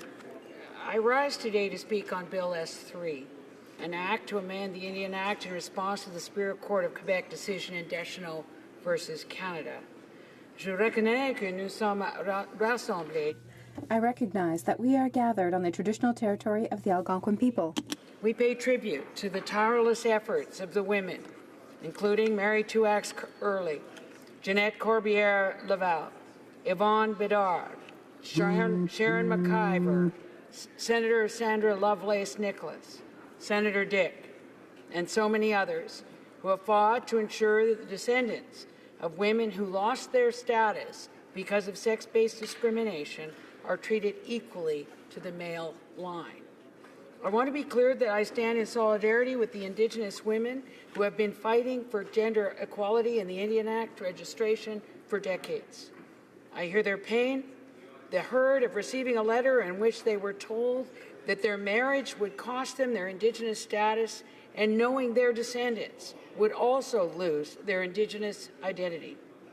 Our government is committed to working with First Nations, parliamentarians, impacted individuals, and experts to ensure all sex-based discrimination is eliminated once and for all from registration provisions in the Indian Act. Bill S3 was introduced by the government in response to the Deschanel Court decision, and is focused on eliminating residual inequities flowing from the historical sex-based discrimination in Indian Act registration.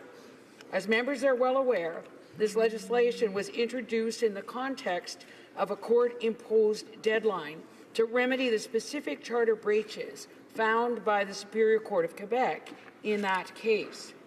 In recognition of the court-mandated deadlines, the government launched a two-stage approach in response to the Deschanel decision. The first stage was focused on passing legislation to remedy sex-based discrimination in Indian Act registration, which violated the Charter, whether ruled by a court or not. The second stage was to occur immediately after the passage of Bill S3. It was to be a comprehensive and collaborative process with First Nations, impacted individuals, and experts on the needed broader reform of Indian Act registration, membership, and citizenship. This consultation is actually enshrined in the legislation and must be commenced within 6 months of royal assent. I want to thank the Senate for its diligence and willingness to work with the government and across party and caucus lines to strengthen Bill S3. The government has worked closely with the Senate Standing Committee on Aboriginal Peoples and many other senators on numerous amendments to the original version of Bill S3. These amendments have greatly improved this legislation. For example, the bill now proactively addresses further groups impacted by residential sex-based discrimination, which were identified during the Senate committee hearings by the Indigenous Bar Association. The bill also now addresses the issue of unstated paternity by enshrining additional procedural protections in law. As members will recall, there was one amendment proposed by the Senate which the House of Commons did not support. While well-intentioned, the scope of the amendment, now commonly known as the 61A All the Way Amendment, would have focused on other Indian status issues beyond residual sex-based discrimination in registration. As noted earlier, Bill S3 was introduced in response to the Deschanel decision, and its scope is therefore remedying sex-based inequities in Indian Act registration. While the government is launching co-designed consultations early next year regarding broader Indian Act registration and membership issues, these matters are outside the scope of the current legislation. Moreover, independent legal experts, including the Indigenous Bar Association, highlighted to the House Committee that significant legal ambiguities were created by the way the amendment was drafted. The government also had significant concerns regarding the inadequate time afforded for meeting consultation with First Nations and other impacted parties regarding the practical implications of such an approach within the court-mandated deadlines. Given these legitimate concerns, last June the House of Commons amended S3 to remove the 61A All the Way Amendment. The Senate expressed significant concern that without the 61A All the Way Amendment or a comparable replacement, Bill S3 would not eliminate all residual sex-based discrimination from registration provisions in the Indian Act. Bill S3, as passed by the House of Commons last spring, remedied all sex-based discriminations in Indian Act registration since the modern Indian Registry was created in 1951. Given the modern Indian Registry came into effect in 1951, the current state of the law requires remedies for Indian Act sex-based registration and equities to apply from that date forward.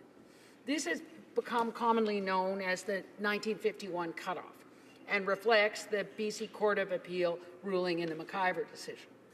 While the 1951 cutoff is specifically referenced in Bill S3 as a key component of the mandated future consultations, many senators and First Nations advocates argued strongly that an amendment specifically dealing with the 1951 cutoff should be included in this bill. The government acknowledges the understandable and justified skepticism of First Nations and parliamentarians about decades of inaction by governments of all political stripes on the 1951 cutoff. We have listened to the arguments put forward by the Senate, as well as other Indigenous voices, and are now proposing to amend Bill S3 to deal with the 1951 cutoff. The proposed clause would put 6-1 status to all women who lost status through sex-based inequities and to their descendants born prior to 1985. This includes circumstances prior to 1951 and, in fact, remedies sex-based inequities back to 1869. The effect of this clause will be to remove the two-parent rule for the descendants born between 1869 and 1985 of women who lost status because of sex-based discrimination. The government amendment is also drafted in a way so as to avoid any internal contradictions within the Indian Act and therefore does not create any legal ambiguity. The government believes that in keeping with the scope of Bill S3, this proposed amendment is the best way to eliminate all remaining sex-based discrimination from registration provisions in the Indian Act. Le projet de loi S3. Bill S3, including this new government amendment, was passed by the Senate on November 9th. I think it's important to note that during the debate in the other place, the new government amendment garnered majority support from all the Senate caucuses and groups. Senators Dick, Lovelace Nicholas, and Claire Christmas and Patterson were among the many prominent senators from each of the caucuses and groups who publicly supported S3 with the new government amendment included. As Senator Lillian Dick said during the debate in the other place, the motion today legislates the intentions of the 61A all the way, but in a different manner than the McIver amendment. The end result is the same. and the legislative mechanism proposed can actually be seen as an improvement over the McIver Amendment. If we pass Bill S3 as amended by today's motion, all of the female sex-based discrimination will be eliminated in the Indian Act. During his speech, Conservative critic Senator Patterson stated, "I believe that by supporting this message, and it is a bit of an act of faith, we are doing right by Indigenous women and their descendants." Senator Sinclair also spoke in favour of the motion. I would like to add my support for this motion and indicate that I intend to vote for it. The amendments before us, to my relief, leave no legal distinction between Indigenous men and women. It brings the Act, therefore, into compliance with the Charter. Both the Assembly of First Nations and the Native Women's Association of Canada also support this amended bill. An updated demographic analysis, which was commissioned by the government over the summer, is now public. Le gouvernement a rendu The government is making this demographic data public in the interest of transparency, but does not believe it is a reliable way to estimate potential impacts. These numbers significantly overestimate the number of individuals who would successfully obtain Indian status. The limitations of the current demographic projections, even with the additional independent demographic work, further underscore the need for meaningful consultation on the best possible implementation plan. The government will continue to work on further refining current demographic estimates and look forward to the broad-based consultations on Indian Act registration and membership to begin in early 2018 to assist in this process. The government is committed to ensuring the removal of the 1951 cutoff is implemented in the right way, both in terms of First Nations communities as well as individuals who will become entitled to registration. We have always been clear the significant changes impacting First Nations would be done in consultation and partnership. This approach is in keeping with the commitment to a renewed respectful relationship based on the recognition of rights and to implementing the UN Declaration on the Rights of Indigenous Peoples.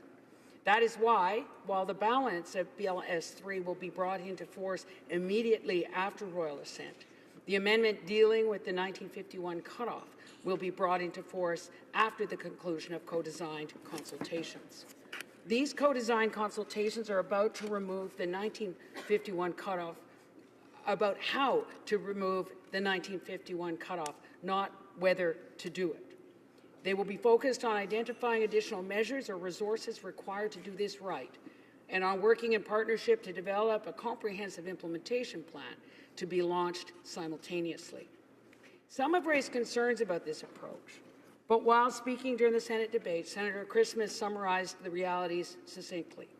I believe it's also essential to recognize that the consultation with First Nations communities that will flow from the bill's requirements on consultation and reporting back to Parliament reflects the basis of the principles respecting the Government of Canada's relationship with Indigenous peoples announced July of 2017.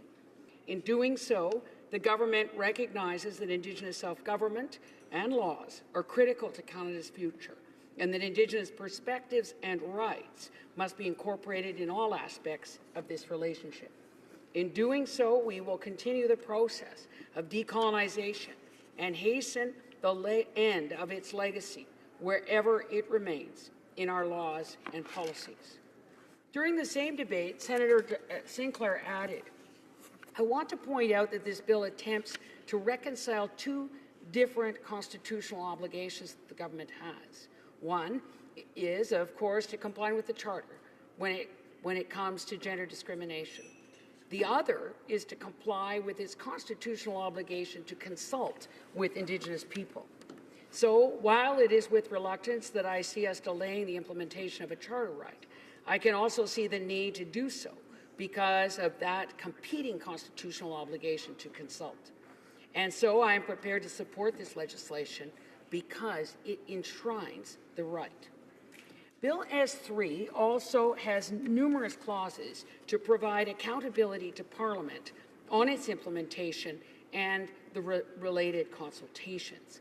Within 5 months of royal assent, the bill requires government to report to Parliament on the design of the consultations and how they are progressing, and a further update to Parliament is required within 12 months of royal assent. There is also a 3-year review clause in the bill, which requires the government to report to Parliament on the provisions of Section 6 of the Indian Act enacted by Bill S3. This review is specifically to confirm whether all of the sex-based inequities have been eliminated with respect to registration provisions. If the government fails to pass legislation before December 22nd to address the charter issues outlined in the Deschanel decision, the section struck down by the court will be inoperative in Quebec. The practical implication would be that these provisions will then become inoperative within Canada, as the registrar would not be in a position to register people under provisions found to be non-charter compliant. 90% of status Indians are registered by the federal government under the provisions that were struck down by the Deschanel decision.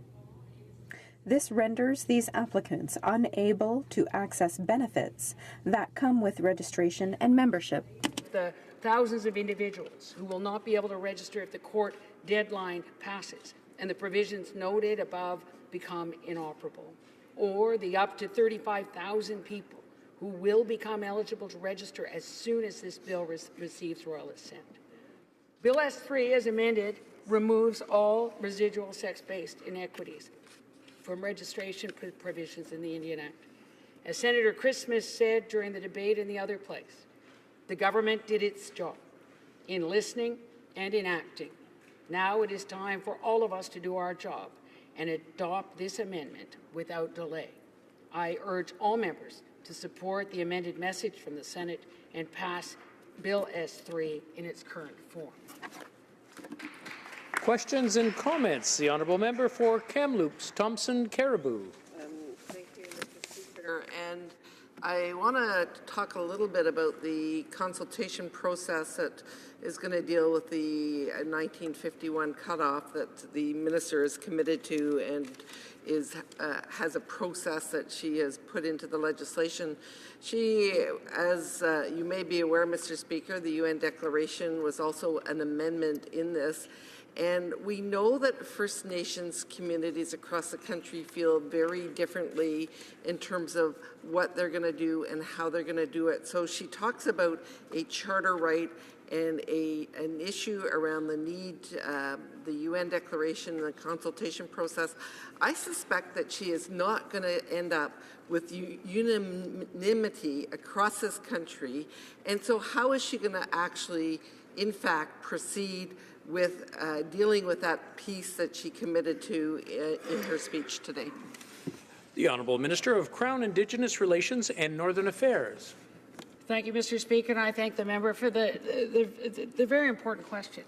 That when one co-creates a consultation process, then one has the opportunity to co-create what would determine a consensus and how we move forward together. And so I think that the kind of consultation that is already underway, like on things that where their experts are already thinking about what we do about things like enfranchisement and adoption, but that what's really, I think, the importance of a consultation with First Nations communities is that the numbers are still very, very broad in terms of the number of people that we're talking about, and it's going to be very important to communities to explore the kinds of numbers that might affect their community, but also to be able to put in place the supports and services and the kinds of things that they know that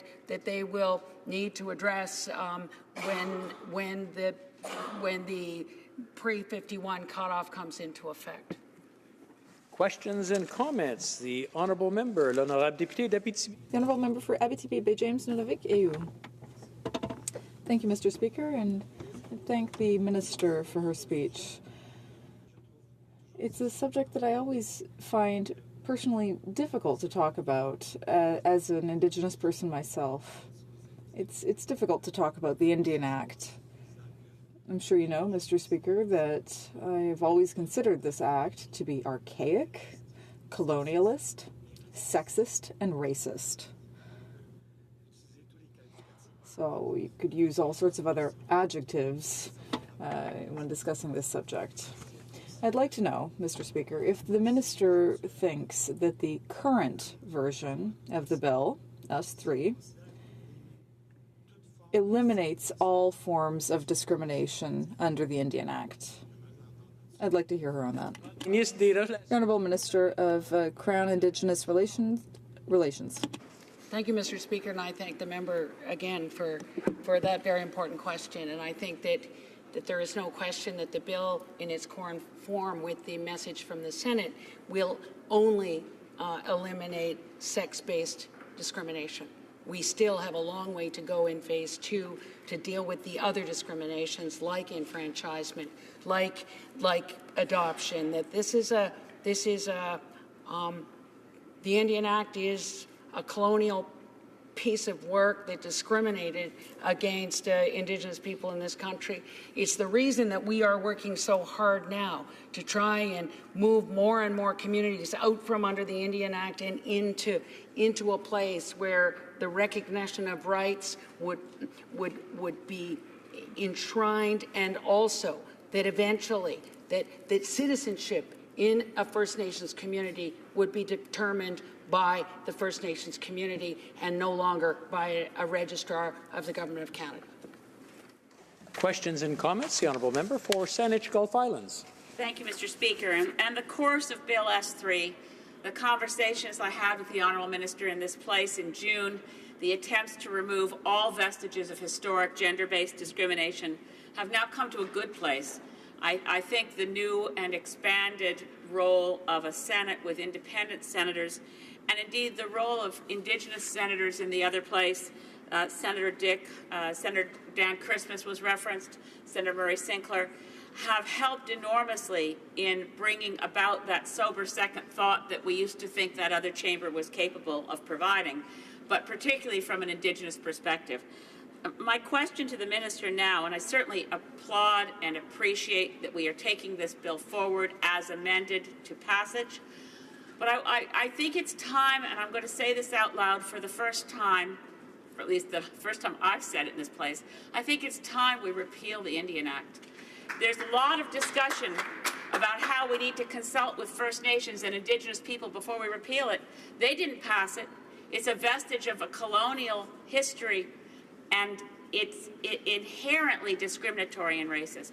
So I know this is a tough question, and I know the Minister has now had the department split in two, and this question is squarely in front of her. But I will ask her, when can we start the conversation about when, not if, we repeal the Indian Act? The Honourable Minister.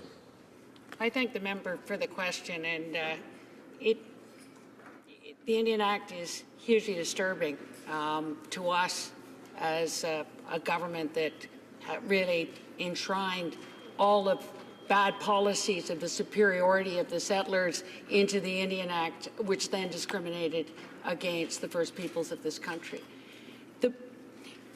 The kind of consultation that is required now to actually understand what replaces the Indian Act is what communities are worried about. How do we reconstitute nations as nations instead of these villages that were created under the Indian Act in what Lee Maracle calls villagizing tiny communities, and then Canada was able to take the land from in between.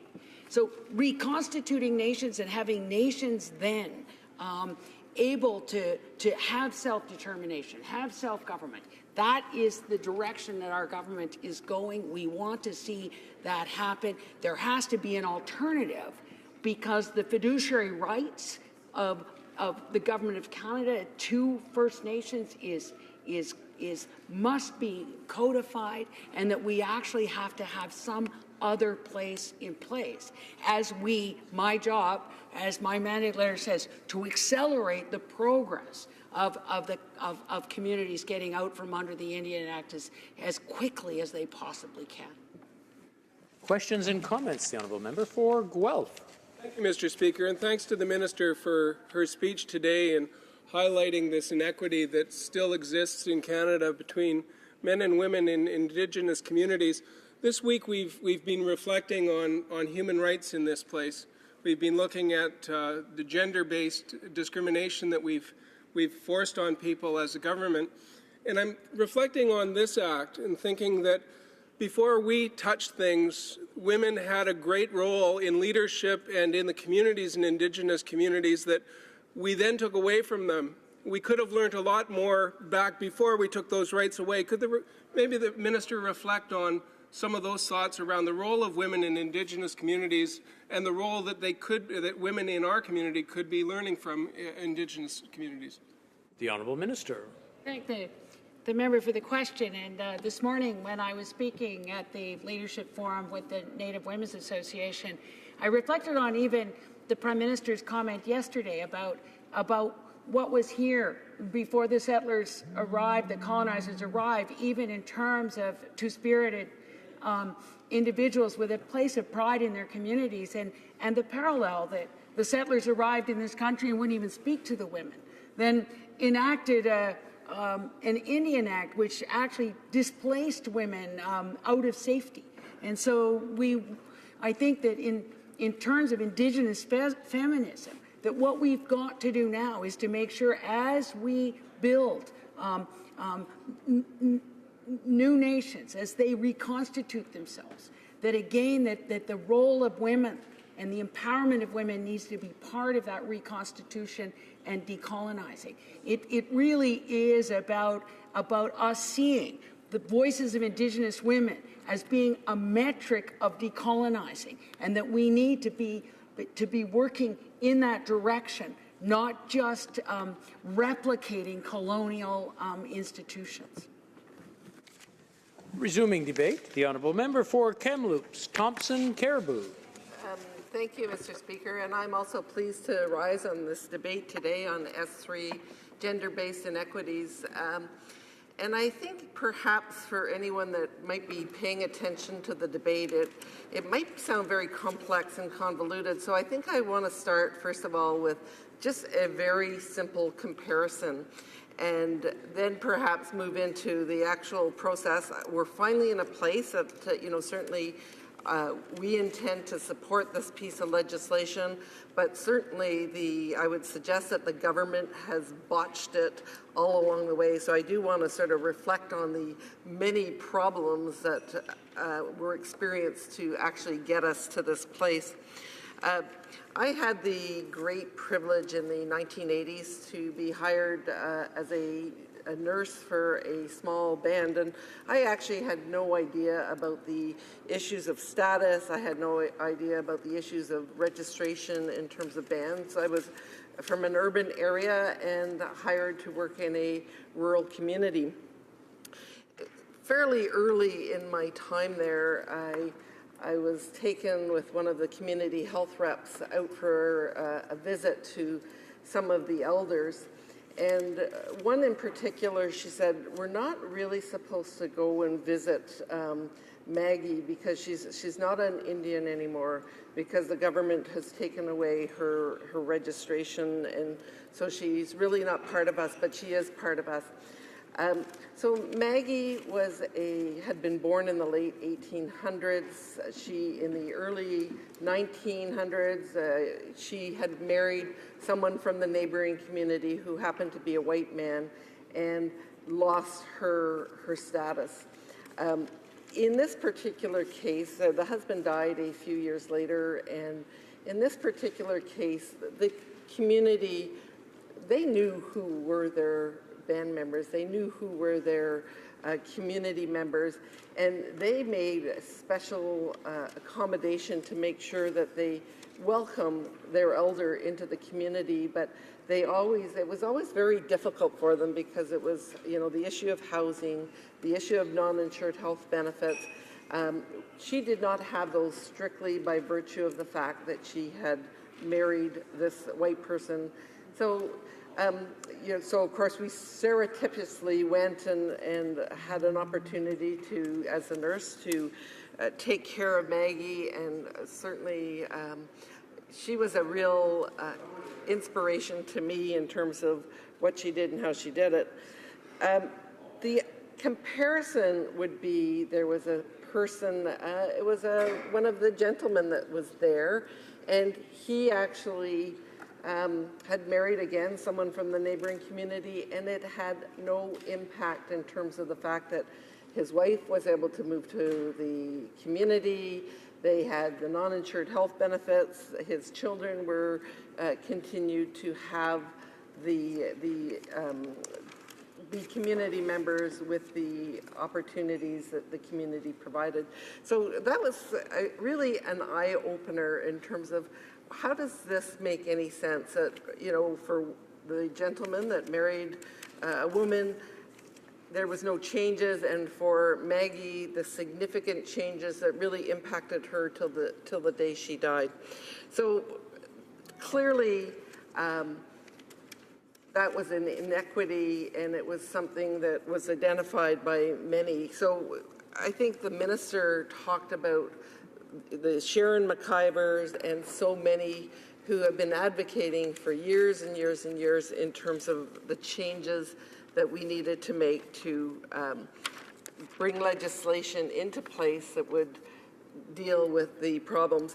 And then certainly as we went through, I mean, it seemed a little bit simple, but then as we went through the process of looking at the legislation and had these massive charts that were put in front of us, you really came to realize how complicated this whole thing was, and really the government was the one that was determining, you know, who was 6-1A and 6-1B, and it was amazingly a complex process.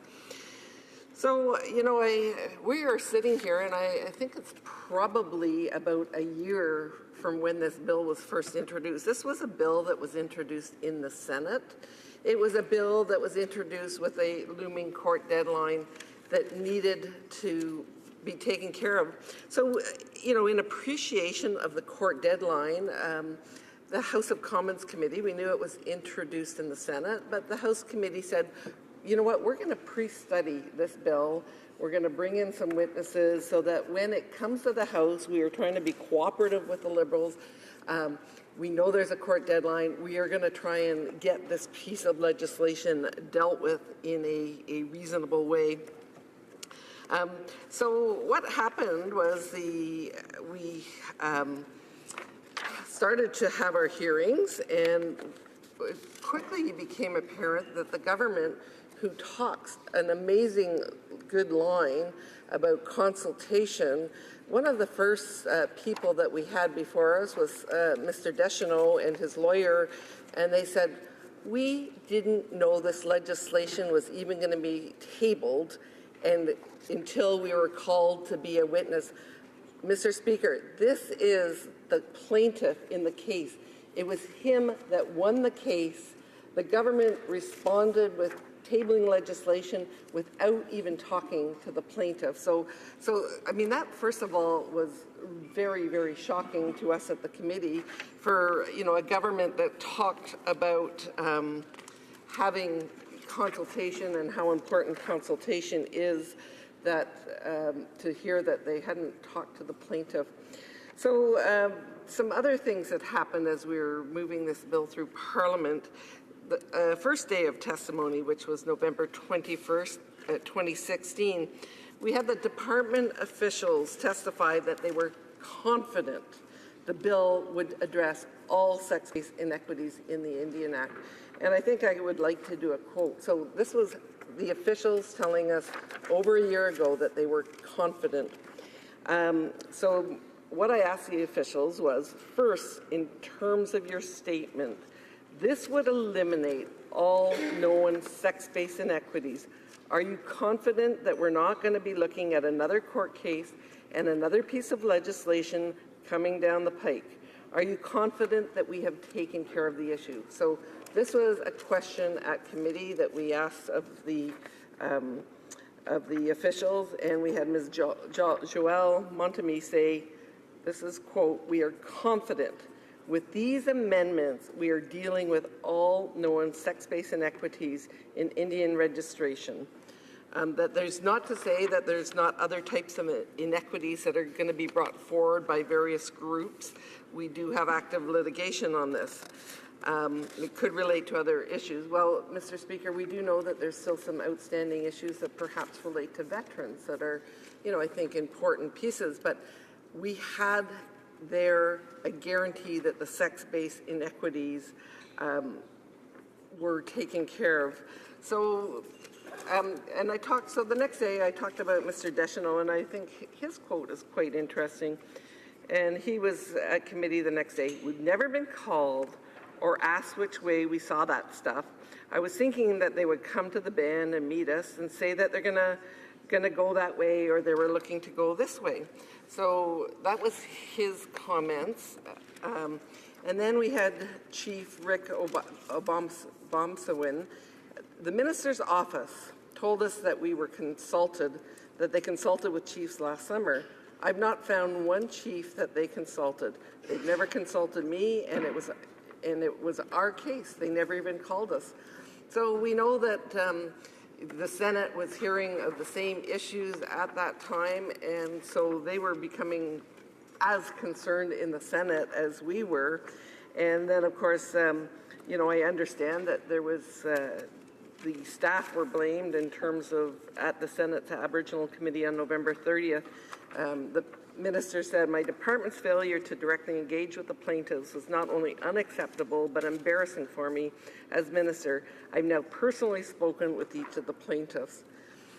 So, over the next few days in the Senate and House Committee, the Indigenous leaders and organizations. So again, I have to remind you, Mr. Speaker, that this is a government that came to office with this very firm commitment that they would always make sure that they had proper consultation, proper engagement. This is the first piece of legislation that they had tabled, and in terms of the Indigenous Affairs file, and what we were seeing was absolutely minimal or almost no consultation.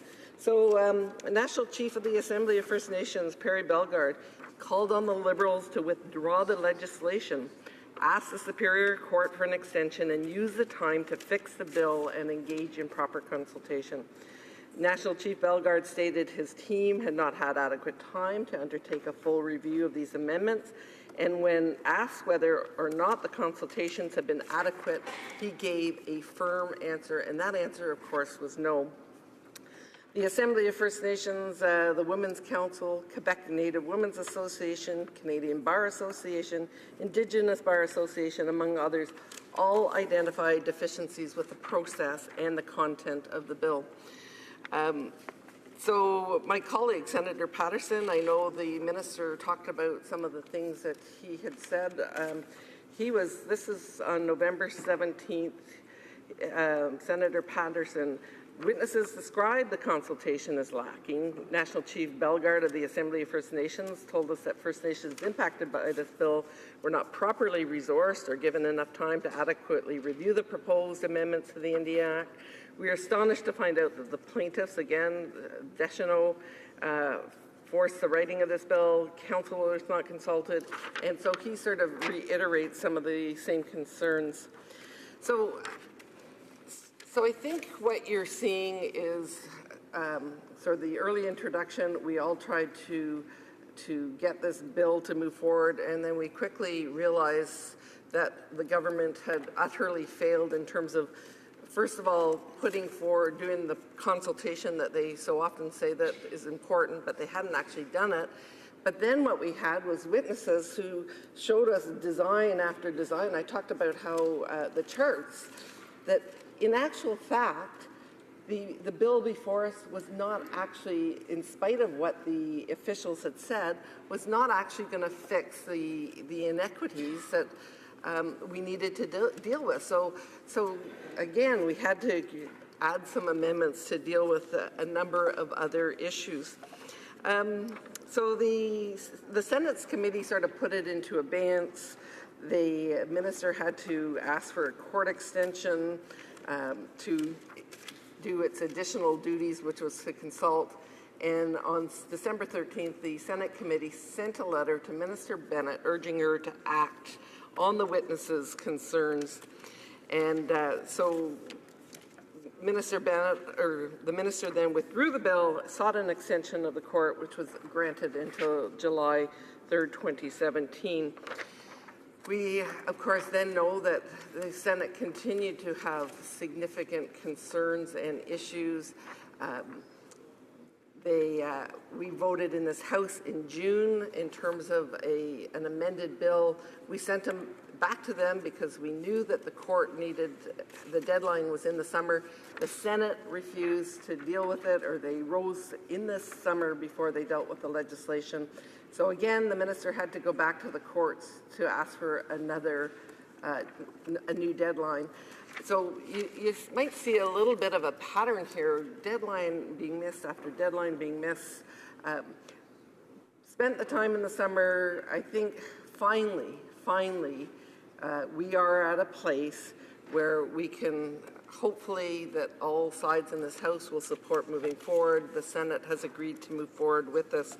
So in spite of what should have been done a year ago, and the people that should have had their registrations, they should have been started in the process of the registrations in response to this particular case, have been sitting back. So, you know, I think in terms of S3, there's many community members that have been very, very patient on this. In terms of on this side of the House and the official opposition, we many times have stood up for First Nations gender equity and rights. And I think I'm looking at what we have here in front of us, and it sort of draws me back to the debate around matrimonial real property rights. That was a really, really important piece of legislation to protect women. And if you recall, Mr. Speaker, I know that you were here at the time, who voted against protection for women on reserve with the matrimonial real property legislation? It was the Liberals. So, you know, here we're going to be supporting this, but I think we need to remember the record of the Liberals when it has come to issues around gender equity and First Nations. Who was the government that actually put forward legislation so that human rights would apply for on reserve? It was the Conservative government at the time. So I'm looking at today, I'm really quite proud of our record in terms of moving some of these issues forward in a positive way. And again, note that we will be supporting this bill and hopefully finally dealing with this. My final thing in conclusion, Mr. Speaker, is the minister has talked very optimistically about her communication and consultation process and reporting back to the House. I'm very concerned about her process that she's going to undertake and whether they actually will ever get to any resolution on this issue, or, you know, suspect that we might end up back in the courts again. So again, Mr. Speaker, thank you so much, and pleased to speak on this issue. Questions and comments, questions et commentaires. L'honorable député de, Abitibi-Bay. The honourable member for Abitibi-James Bay, Nunavik EU. And I thank my colleague on the standing committee for her speech. One of the questions that remains, even after the passage of S3, is the fact that none of the lady warriors that litigated this issue for some 40 years will be accorded 6.1A status, even after the passage. And in fact, this is what they wrote to both the minister who has spoken before and the Minister of Justice. They say in their letter that, and I quote, "Our reading of the motion introduced by Senator Peter Harder in the Senate on November 8, 2017, is that we and many other Indigenous women who are similarly situated will not be accorded 6.1A status when Bill 3 passes." Well, Mr. Speaker, This is squarely equality delayed and therefore equality denied. I'd like to comment from my colleague. Member for Kamloops, Thompson, Caribou. So it really goes back to what the minister indicated, is that the bill before us was going to deal with all the sex-based inequities. And, you know, we're hearing that for some of the people that have been particularly involved, the issue around the 1951 cutoff has will mean that they are not afforded that same recognition. So again, we have people who have worked very, very hard on this issue for very many years, and the fact that we have commitments that it's dealt with the sex-based inequities and it actually hasn't is certainly a problem. Questions and comments? Questions et commentaires. The honourable member for Winnipeg North. Yes, thank you, Mr. Speaker. And you know, one of the earliest commitments and comments that the Prime Minister has said virtually since the last national election is to establish that nation-to-nation relationship.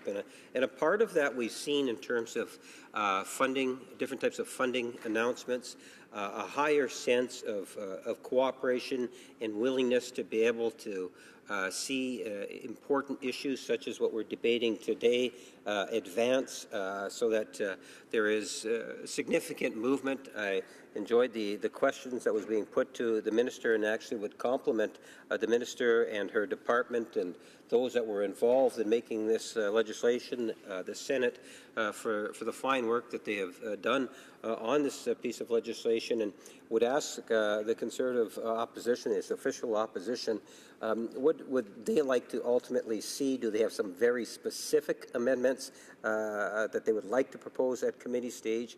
My apologies if she's already made reference to that, but is there specific amendments that she would like to see? Well, member for Kamloops, Thompson, you know, as a member should probably know that this is a response to the Senate, and we perceive that it's going to be moving. At this point, we have a December 22nd deadline, but what I would like to see is when the government says nothing is more important and we commit to consultation, that they actually, if they have an example of a case like this where they have legislation that they have to do in response to a court case, you would think that they might at least talk to the plaintiff before they move forward, introduce, table something in the House. You would think that the minimum would be that we would have that consultation process. So what I identify is that the words have been very nice, they say the right words, but in actual fact, when the rubber hits the road and they are required to do some consultation, it's been quite lacking. Questions and comments? Questions et commentaires? Resuming debate. L'honorable député d'Abitibi-Bay James. The honourable member for Abitibi-Bay James, Nunavik, Kiu. Tuniskomden Chigabetstimmen Gay, Yemenanuts, Sijasin, the Dipsugoyan, the Yamudman Ujagon, Gayamud Mokinjis, Tuniskomd Nomak, Gabetsniagmi, the Dipsugoyanoda. Monsieur le Président, je veux d'abord. Mr. Speaker, I'd like to start by thanking you for this opportunity to speak to this important issue, which has been very important to me for many years now. And I'd like to start perhaps by talking about the context surrounding these changes to the Indian Act with a view to eliminating sex-based inequities facing Indigenous women under the Indian Act. Earlier, Mr. Speaker, I mentioned just how racist, sexist, colonialist the Indian Act is, how outdated it is, and as a result, I agree with the member who spoke earlier, the member for Saanich Gulf Islands, who suggested that we should simply get rid of the Indian Act for all of those reasons. But First and foremost, I find it strange to be rising today, again today, to address an act that should simply be eliminated. Why? To paraphrase the Prime Minister, because we're in 2017. It's 2017. We should be much further advanced than we are, especially when it comes to Canada's First Nations.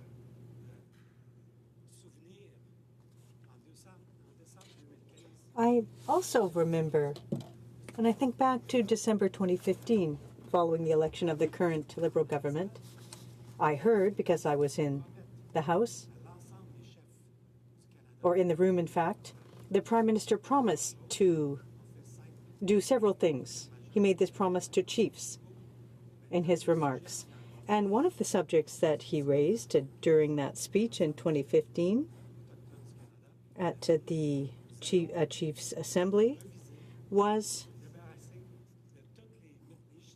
a review and elimination of all legislation that had been adopted and enacted unilaterally by previous governments. So I was very happy to hear that promise made to the chiefs, because that is something that I considered necessary for a long time. The Prime Minister made that promise to Canada's chiefs, and when he made those remarks, the first act that came to mind, the first piece of legislation, was the Indian Act. I think that in this era of reconciliation, it's possible to do something other than the Indian Act, to put something else in place. And the promises made by the government to the government included other things as well, but the most significant promise was to implement the UN Declaration on the Rights of Indigenous Peoples. So why not use this context, to move forward? I'd like to read Section 9, if I may, of the UN Declaration on the Rights of Indigenous Peoples. I'll read it to you in English. Dit ceci. Indigenous peoples and individuals have the right to belong to an indigenous community or nation in accordance with the traditions and customs of the community or nation concerned. No discrimination of any kind may arise from the exercise of such right. C'est le nouveau cadre, Monsieur le Président. So this is the new context that we must consider when we debate these issues in the House. I was happy, Mr. Speaker, to hear the Minister of Justice last week publicly state that the current government would support Bill C-262, which deals with the UN Declaration. So I'm very happy to hear that the government will support that. That was a call to action put forth by the Reconciliation Commission made. It was, in fact, Recommendation 45. It urged the government and the provinces, the territories, and the municipalities to fully adopt the UN Declaration, to use it as a framework for reconciliation in this country. Now, Mr. Speaker, when a debate takes place on Indigenous issues under the Indian Act or on other subjects or topics, all inspiration should be taken from the declaration, the UN Declaration. And that's the essence of Bill C-262, and I'm happy that the government has stated it will support it. So I'm eager to debate, in fact, those issues. Next week, in fact, next Tuesday, when we have the first hour of debate on Bill C-262. Now, Mr. Speaker, one of the things that I mentioned and put forth in my question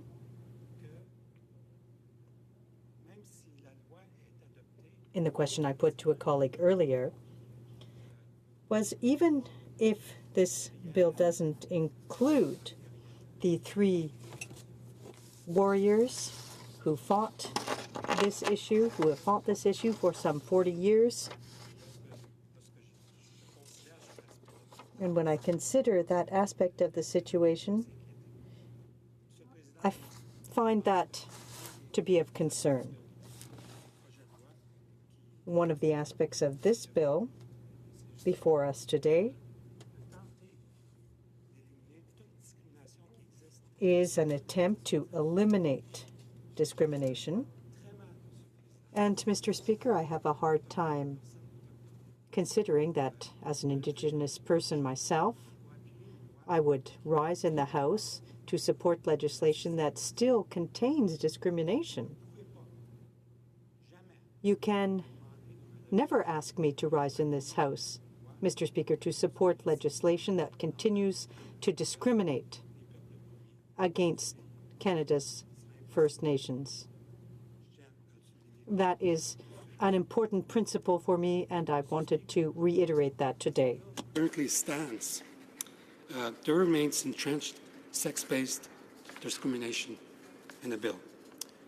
Ideally, the government would respect the wishes of the parties to the case, as well as stakeholders, in keeping with the current international human rights standards, specifically Articles 3, 4, 7, 8, 9, which I just read, and 33 of the UN Declaration on the Rights of the Indigenous Peoples.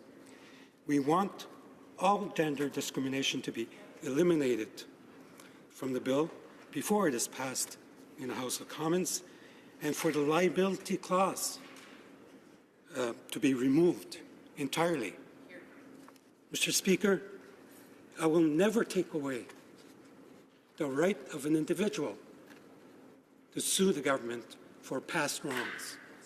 I will never allow this place to pass legislation that eliminates that right. So, Mr. Speaker, I will be moving amendments to that effect shortly. We must remain critical of a bill that doesn't entirely address all discrimination, and critical, too, of the slow pace of change and the failure by successive governments thus far to ensure that the laws of Canada are consistent with the United Nations Declaration on the Rights of Indigenous Peoples, since adhering to the Declaration would provide a basis for Canada to address all systemic problems within the Indian Act. That is important to do. That is important to consider in this era of reconciliation, Mr. Speaker.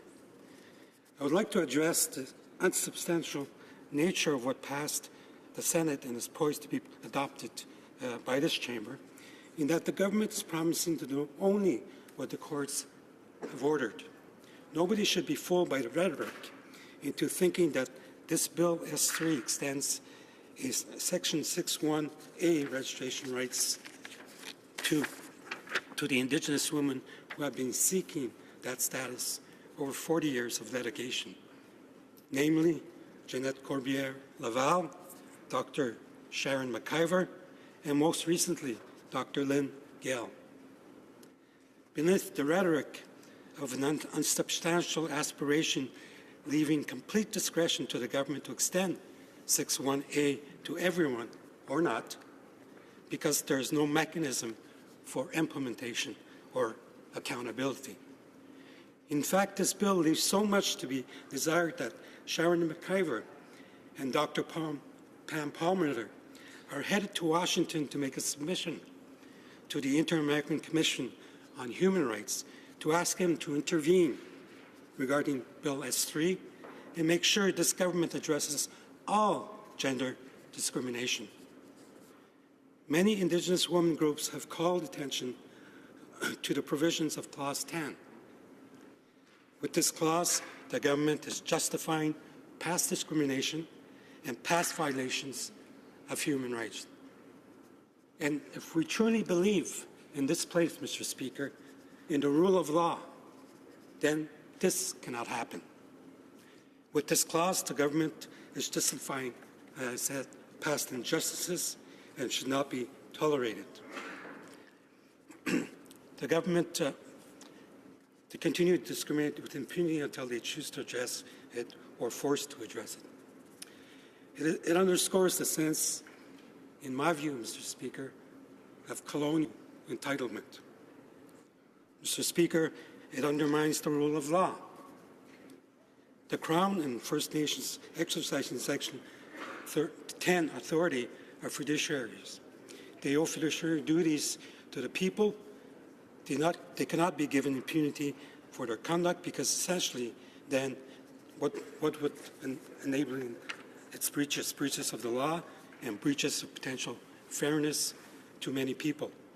And you're giving them a license to do whatever they want without consequence. Mr. Speaker, I want to quote Lynn Gale, and she says, not addressing the 1951 cutoff because the court said that the issue was one of matrilineal lineage versus sex discrimination was wrong.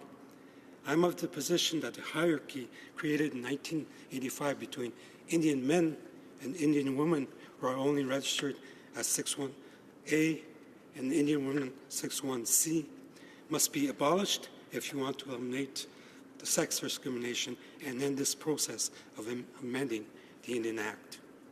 End of quote.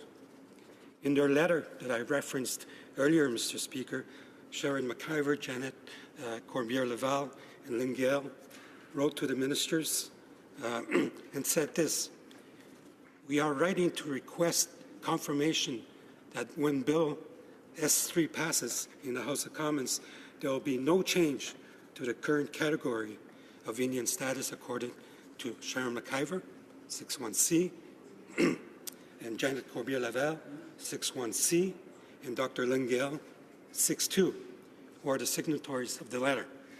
None of us is affected by the 1951 cutoff introduced by Bill C3 in 2010. Our reading of the motion introduced by the Senator Peter Harder in the Senate on November 8, 2017, is that we and many Indigenous women who are similarly situated will not be accorded 6.1A status when Bill C3 passes. Again, Mr. Speaker, this is equality delayed and in consequences equality denied, Mr. Speaker. Mr. Speaker, I want to go, I too share the concern about the consultation process. It seems that this government only consults when it's convenient to them.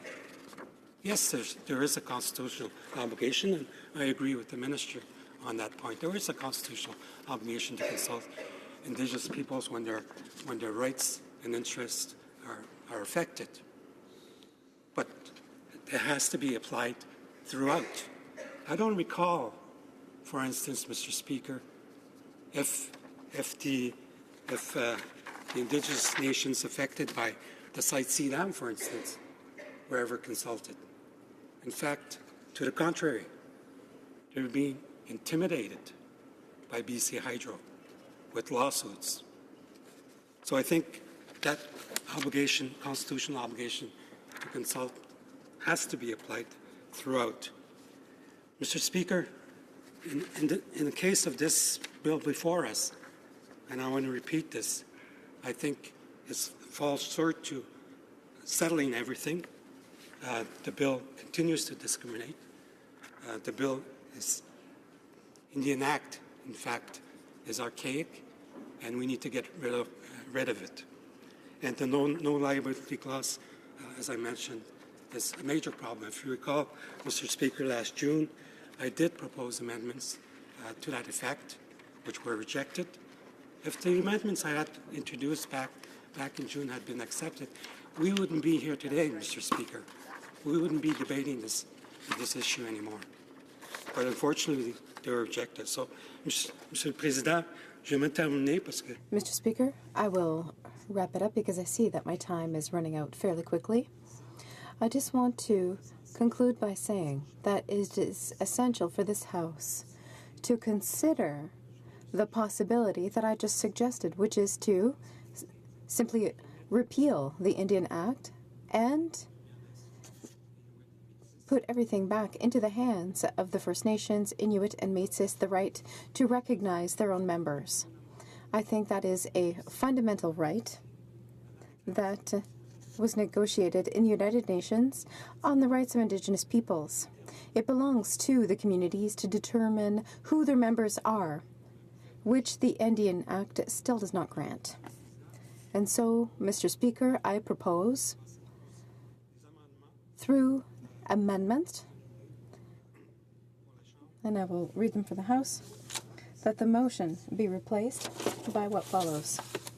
That a message be sent to the Senate to inform the honourable senators that when it comes to Bill S3, an act to amend the Indian Act, elimination of sex-based inequities in registration, the House accept amendments 1 to 6, 8, and 9A brought forward by the Senate to propose that Amendment 7 be modified by replacing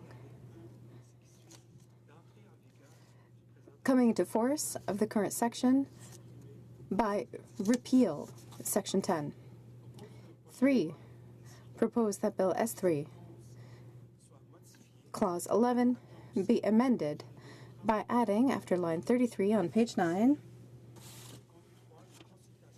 consultations must be done in the 18 months following royal assent of the current bill.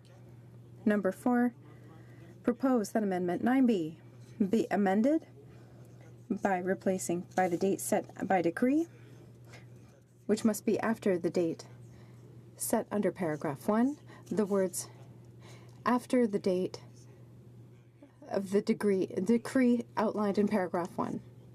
Those are the amendments I propose, Mr. Speaker, and I hope that this House will accept them this time. Thank you.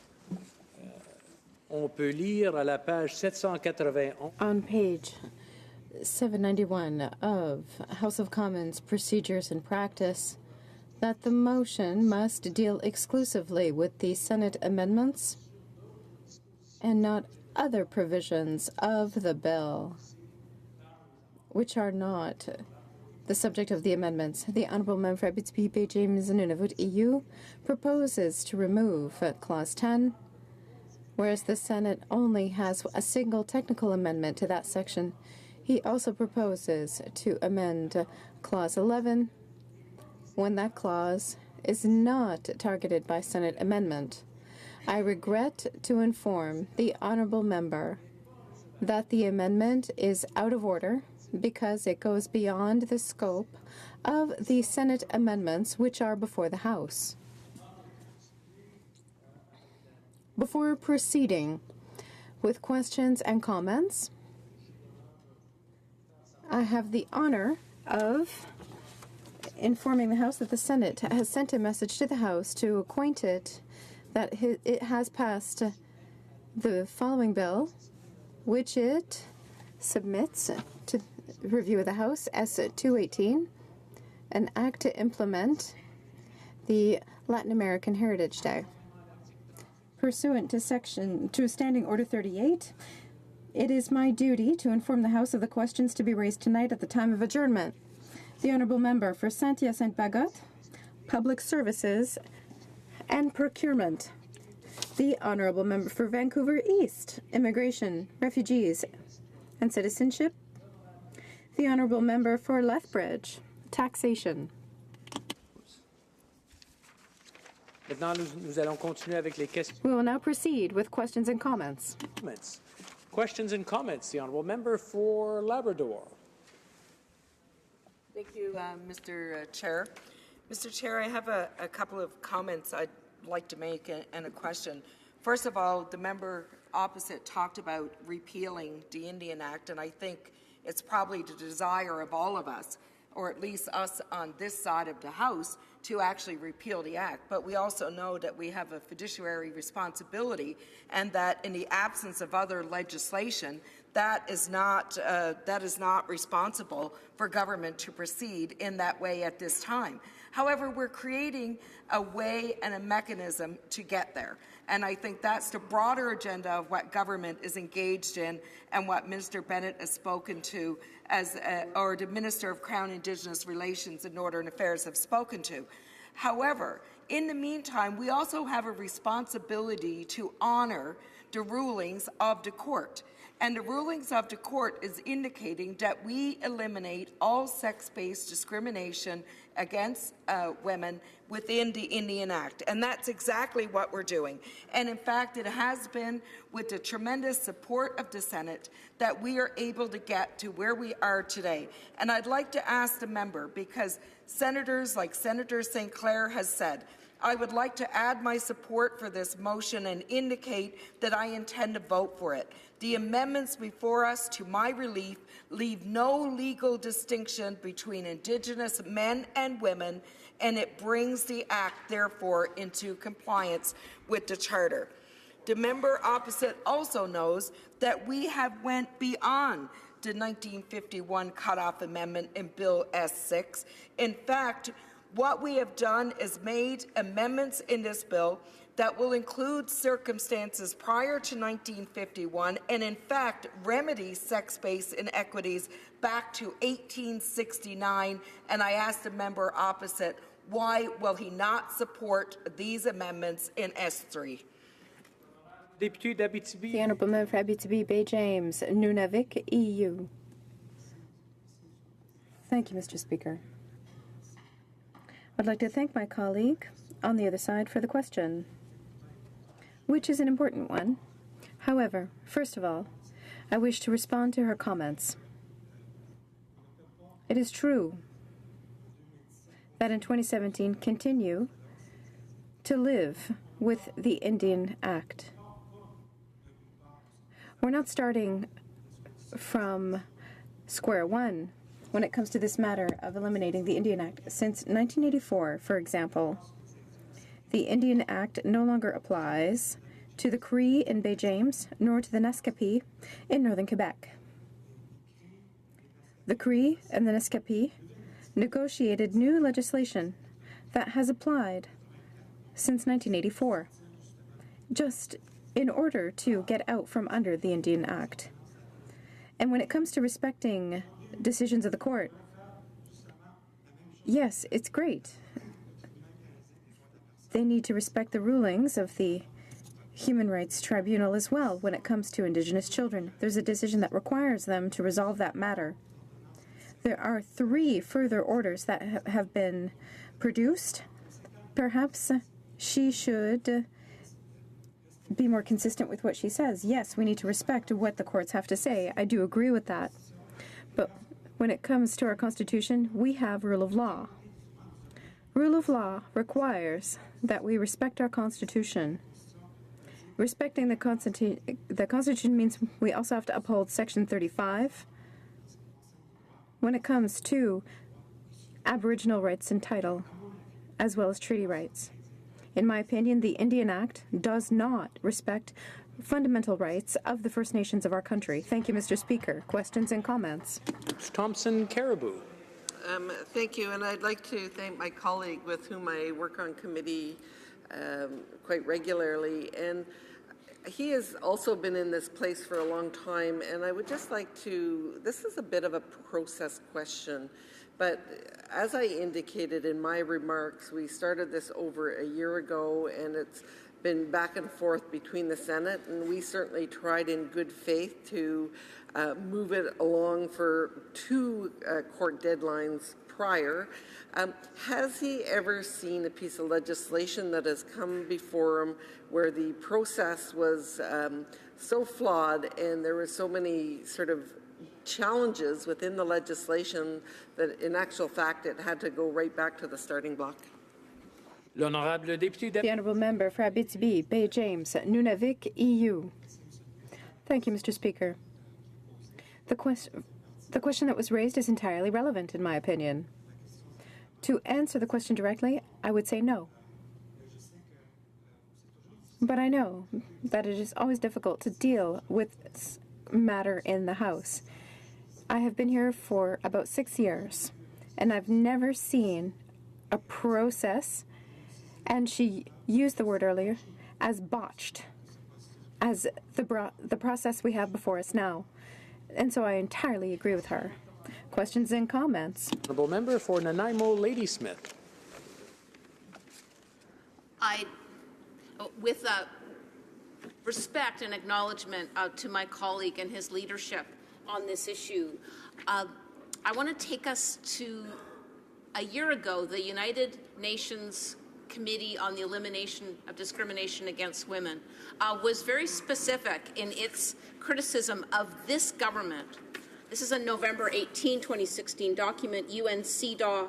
It notes that the committee remains concerned about continued discrimination against Indigenous women, in particular regarding the transmission of Indian status, preventing them and their descendants from enjoying all the benefits related to such status. The committee recommends that Canada remove all remaining discriminatory provisions of the Indian Act that affect Indigenous women and their descendants and ensure that Aboriginal women enjoy the same rights as men to transmit status to their children and grandchildren. On June 21st, National Indigenous Day, my colleague moved amendments, and we watched the Liberal government voting those provisions down without even seeming to understand that they were, in fact, voting against full gender equality for Indigenous women. And then here we are again today with the litigants, the 3 women, Sharon McIver, Jeanette Corbière-Lavelle, and Lynn Gale, the women that have been fighting this for 4 decades, some of them. They do not support this amendment and this legislation that the government has put before us today. So I ask through you, Mr. Speaker, to my colleague, in what way can this incremental gender equality be accepted for Indigenous women when it is so out of step with the commitments of this government? The Honourable Member for Abitibi, Bay James, Nunavik, EU. Thank you, Mr. Speaker. And I would like to thank my colleague for Nanaimo Ladysmith for her question. She does well to remind us of the decisions of, for example, the United Nations in matters such as this one. I myself have worked for more than 23 years on those types of matters, and it's important to consider every single time that when there's a report from an international governing body on human rights that we need to consider when we are developing legislation in this place. We often forget that we are signatories to certain conventions that are international in scope, for example, on human rights. And those conventions should guide us in our process when developing legislation. Constitutionally, it is presumed that legislation introduced and passed by the House of Commons respect international law, especially human rights and international laws on the matter. I think we forget that dimension all too often. I dare to hope that now that the government seems to be willing to pass and implement the United Nations Declaration on the Rights of Indigenous Peoples, that this will be a framework for all legislation and policies in the future. I think it is essential in this era of reconciliation. We have no choice. This is the road that we must follow from now on. Thank you, Mr. Speaker. Resuming debate. The Honourable Parliamentary Secretary to the Minister of Crown, Indigenous Relations and Northern Affairs. Thank you, Mr. Chair, and I'm pleased to speak to Bill S3 today, and I'll be splitting my time with the MP for Scarborough Rouge Park. Mr. Speaker, I think the Minister in her address earlier today has certainly given a tremendous overview of the changes and the critical components that make up the amendments in Bill S3. As you know, since last fall, the government has been working to make these amendments based on the Superior Court decision of Quebec in the case of Deschenaux. And also, Mr. Speaker, in the last number of months in relation to working with the Senate to clarify certain components of the bill and to ensure that there were no charter violations, but in fact that we could go beyond what was being recommended to ensure that we were doing everything that we could possibly do at this stage to end any particular clauses that would be sex-based inequities within the bill. So, Mr. Speaker, we want today to thank all of those who did this work through the Standing Committee of the Senate on Aboriginal peoples and many other senators, witnesses, and others who appeared before the Senate committee. And we also appreciate the support and the cooperation that they've given government to do what we believe has been some really significant improvements that we're happy to pose to this bill. A number of previously unknown groups that were impacted by sex-based inequities were added to the bill, and the government has certainly worked with senators to address the issue of unstated paternity by enshrining additional procedural protections in law through Bill S3. The bill itself also was amended to require the government to report back to Parliament on a number of occasions and in a number of ways to update parliamentarians and all Canadians on its progress towards broader Indian Act registration and membership reform. All of these amendments were welcomed and they were supported by the government. The Standing Senate Committee on Aboriginal People also added an amendment to Bill S3 with the intent of implementing what was known as the 6.1a clause or 6.1a all-the-way approach. Basically, the intent of this amendment was to provide entitlement to 6.1a Indian status to all of those who had lost their status back to 1869 and to all their descendants born prior to 1985. So this amendment was passed and referred to the House of Commons. We are amending the bill that has been passed by the Senate in three particular ways. So first of all, we're changing the title of the bill. Secondly, we're removing the 6.1a all-the-way amendment, and we've removed it. And third, a reference to ONDRIP was added to the bill review clause because, as you know, ONDRIP is signed on to by this government, and you can expect there will be much more detail around our commitment and implementation of ONDRIP to come in the weeks that follow. Mr. Speaker, there has been a long process to get here, and I know that many out there have said that we should just repeal the Indian Act. I can guarantee you that that is a sentiment that has been shared by the Minister of Crown Indigenous Relations and our government for a long time. However, we do know that our responsibility is really to ensure that we have legislation in place in Canada that responds to the needs of Indigenous people, and that's our goal at the end of the day, to ensure that that is in place. In the meantime, we have made significant changes and amendments in this bill, and in fact, through this bill, we are ensuring that we will provide status to all women who have lost their status through sex-based discrimination, as well as to their descendants born prior to 1985 or after 1985 if their parents married each other prior to that date. This includes circumstances prior to 1951 and, in fact, remedies sex-based inequities going back to 1869. Should the House of Commons pass the version of Bill S3 that the Senate passed on November the 9th, the bill, with the exception of the 1951 cutoff amendment, will be brought into force immediately after receiving royal assent. This is something that is being welcomed by Indigenous governments across Canada. At that time, the second-generation cutoff rule will be eliminated for women who lost their status as a result of gender-based inequities and had children between 1951 and 1985, as well as for their descendants who were born during that same period.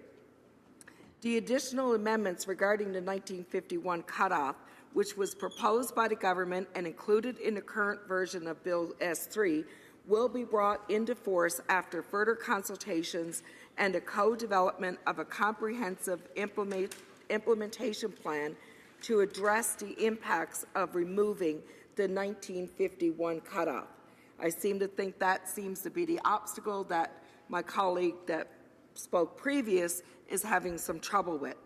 But this is a responsible and a prudent way of proceeding, and will the government that the government implement this amendment in a way that eliminates or mitigates any unintended negativity or consequences for communities and individuals. We have been hearing this from many people, and we know all agree that this needs to be done. However, we have to be responsible about how it gets done, and we have to ensure that those that are to care for and absorb those extra constituencies within their nations, that they have the ability to provide the services and to provide the care in an appropriate way. So, Mr. Speaker, the version of the bill that's before the House today remedies all Residual Indian Act registration inequities flowing from sex-based discrimination, and I think that is the important factor. And Mr. Speaker, just as the Senate has supported this motion and has outlined their support in many speeches and comments within the Senate, we do the same on this side of the House within the Government of Canada, because we know it is the right thing to do.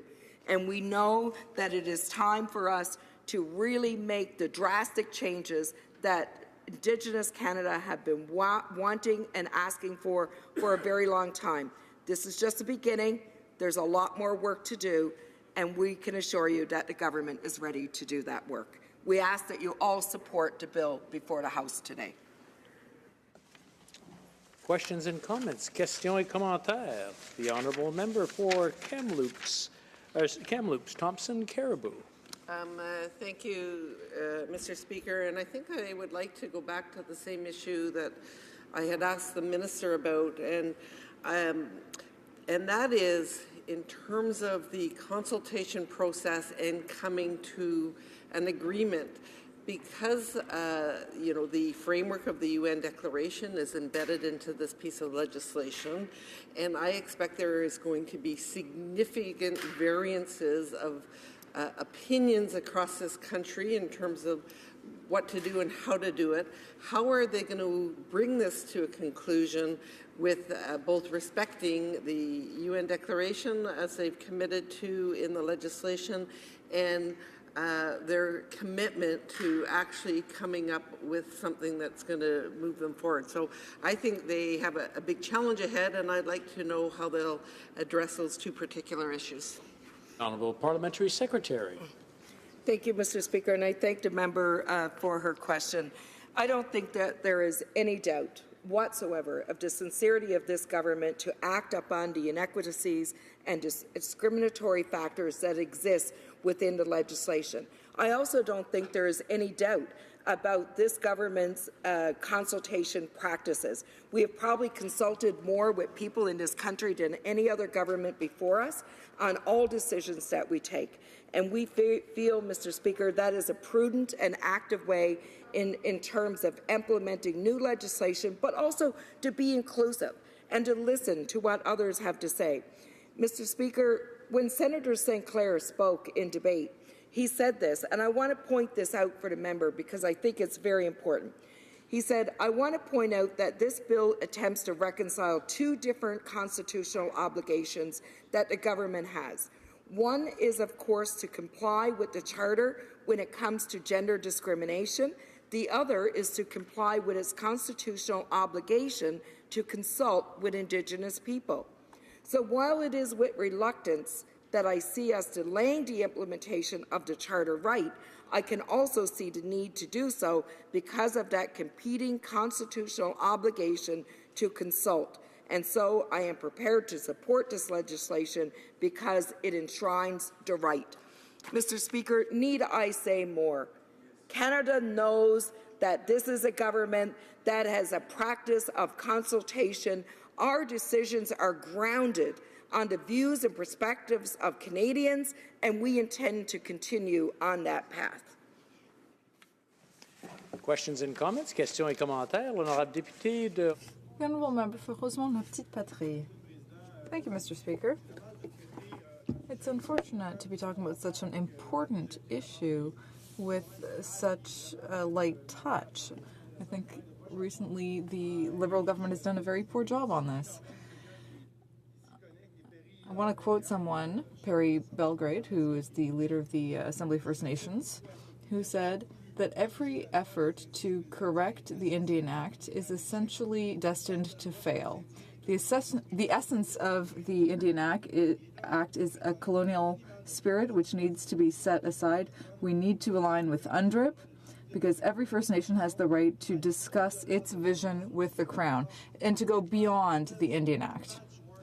So rather than having this sort of patchwork approach, shouldn't the Liberal government be respecting our international obligations and having a status that is based on human rights, not on a very obsolete idea of race? In 1 minute or less, please. Yes, Mr. Speaker. In 1 minute or less, I'll try and say this, that we know that this bill is sexist, that the Indian Act is sexist, that it's racist, and that it is colonialistic. We'll be the first to admit that. We also know that at some point it has to be repealed and replaced, but to the member opposite, the Assembly of First Nations have said that they support passing the current amended version of S3, which is the bill we're debating today. Thank you. Resuming debate, the honourable member for Scarborough Rouge Park. Thank you, Mr. Speaker. I rise today to speak on Bill S3, an act to amend the Indian Act. This Senate Act is a response to the Superior Court of Quebec decision in Deschenaux versus Canada and has undergone several iterations. And I'm pleased to support this set of amendments which will effectively eliminate sex discrimination under the Indian Act. And I want to first begin by acknowledging that we are gathered here on the traditional unceded lands of our Algonquin peoples. It is hard to believe that we're having this debate today in 2017 on sex equality. It is even more disturbing that those making the decision on such a fundamental issue of quote Indian status for First Nations peoples are not members of any First Nations communities themselves, but primarily those from settler communities. The irony is not lost on me, Mr. Speaker. What is equally absurd is that it has been primarily men making these decisions. Our Indian Act, unfortunately, makes this absurd debate necessary. The renewed relationship that our government seeks to establish with First Nations communities on a nation-to-nation basis will untangle First Nations peoples from the shackles of colonialism and of the Indian Act and set our country towards a path of true reconciliation. The Indian Act is deeply rooted on racism, and it has for generations resulted in uneven and racialized outcomes for our First Nations peoples. The Indian Act essentially controls the lives of our First Nations peoples. It defines who is and who is not an Indian, where they live, whom they should live with, and so on. It separates First Nations people from the rest of Canada, both physically through reserves, but also in virtually every aspect of life. The numbers speak for themselves, and I'm just going to give you one example. In 2011, 26.2% of First Nations people on reserve lived in overcrowded housing compared to 4% for non-Aboriginal people. On education, 39.8% of First Nations peoples do not have high school or other post-secondary degree. Only 12.1% of non-Indigenous peoples do not have high school diploma or other post-secondary degree. And we can go on with life expectancy, on suicides, on income. On virtually every measure available to assess social well-being, Canada's First Nations people rank lower in comparison to their settler counterparts. None of the constraints of the Indian Act, however, have been more scrutinized and more painful than that of definition of who is and who is not an Indian. Notably, this Indian Act has and continues to discriminate against women in a systemic and structural way, leading to inequities in membership and having an effect on their daily lives. Discrimination based on sex has affected the children, grandchildren, and their generations of kin by being excluded under the Indian Act. The amendments we're debating today to S3 aims to correct the trajectory and ensure sex discrimination is eliminated from the Indian Act once and for all. I want to give you walk you through the history of it, Mr. Speaker. The issue of sex discrimination has been dealt with by Parliament on several occasions. However, at each round, the amendments made in the House did not go far enough to ensure that sex discrimination altogether was eliminated. The amendments initially considered under S3 were in response to a Superior Court of Quebec decision in Deschanel versus Canada, rendered in 2015. The Quebec Court deemed the provisions of the Indian Act violated the Canadian Charter of Rights and Freedoms, as it treated grandchildren born to a status Indian man and status Indian women differently by providing status to the former and denying it to the latter. Madam Justice Chantal Massé cautioned the government to ensure that any legislation that stems from the decision ought to have an expansive view of the issue of sex-based discrimination under the Indian Act. And I'd like to quote paragraph 239 of her decision. When Parliament chooses not to consider the broader implications of judicial decisions by limiting their scope to the bare minimum, a certain abdication of legislative power in favor of the judiciary will likely take place. In such cases, it appears that holders of legislative power prefer to wait for the courts to rule on a case-by-case basis before acting, and for their judgments to gradually force statutory amendments to finally bring them in line with the Constitution. After considerable back and forth with the other place, we are here today to eliminate sex-based discrimination in the Indian Act altogether. During the debate this summer, we heard from many witnesses, from women whose lifetime of work advanced the issue of gender equality in the Indian Act. It was a very, very painful experience for most of them. We also heard from many bands and communities that they alone have the right to define citizenship of their people. I believe that both seemingly divergent views are not incompatible. Ultimately, First Nations people should have the say in who their citizens are, but in a manner that does not discriminate against one particular gender.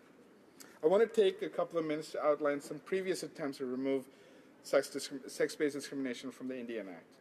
Sex-based inequities in the law that we are grappling with today have their root in patrilineal transfer of Indian status that existed in the Indian Act prior to 1985, and the subsequent imperfect attempts to end discrimination in the Act. With the introduction of the Constitution Act of 1982 and the Charter of Rights and Freedom, explicit discrimination in the Indian Act finally had to be changed to comply with Section 15 Charter rights.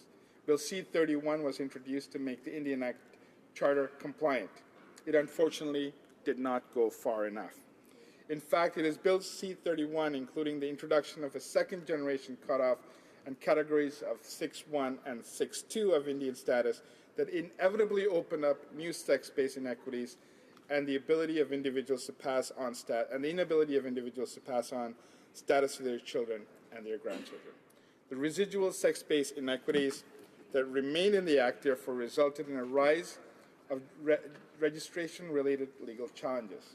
One such challenge was launched by Sharon McIver. Dr. McIver's case centered upon her ability to transfer status to her children. Dr. McIver married a non-Indian. She was only able to transfer Section 6.2 status to her son. As Mr. Grismer also married to a non-Indian, he was not able to transfer status to his children. However, had Sharon McIver had a brother who was also married to a non-Indian prior to 1995, their child would have been entitled to status under 6.1. Because of this discrimination, the BC Court of Appeal struck down Sections 6.1a and 6.1c of the Indian Act and left Parliament 1 year to respond.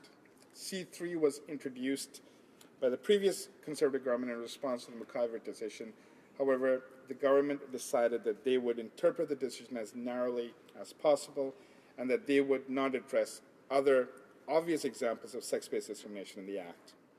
At the time, Mark Lemay, the former MP for the Bloc, rightly pointed out that as we speak, a dozen or so of those complaints are before the courts in various jurisdictions across Canada, including the one or two similar cases currently before the Quebec courts. And I have no doubt that the cases in Quebec he was referring to were that of Stephanie Deschenaux and Susan and Tammy Yanta.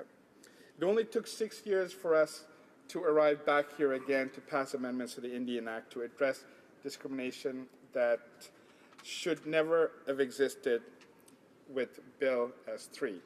Like Bill C3, Bill S3 did not initially take an expansive approach to addressing discrimination under the Indian Act. Initially, Bill S3 only addressed the cases ruled by the Superior Court of Quebec, the cousins and siblings issue, and the issue of omitted minors. Mr. Speaker, I can continue and give you more historical examples of where we failed, but it's very clear to say that today, as we stand, we do have the right balance to ensure that we have eliminated sex-based discrimination from the Indian Act once and for all.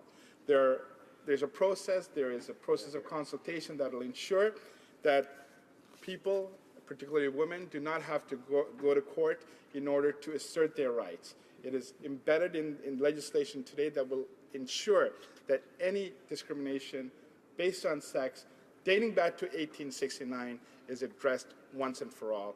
And this is an important amendment that we need to do right now to the Indian Act.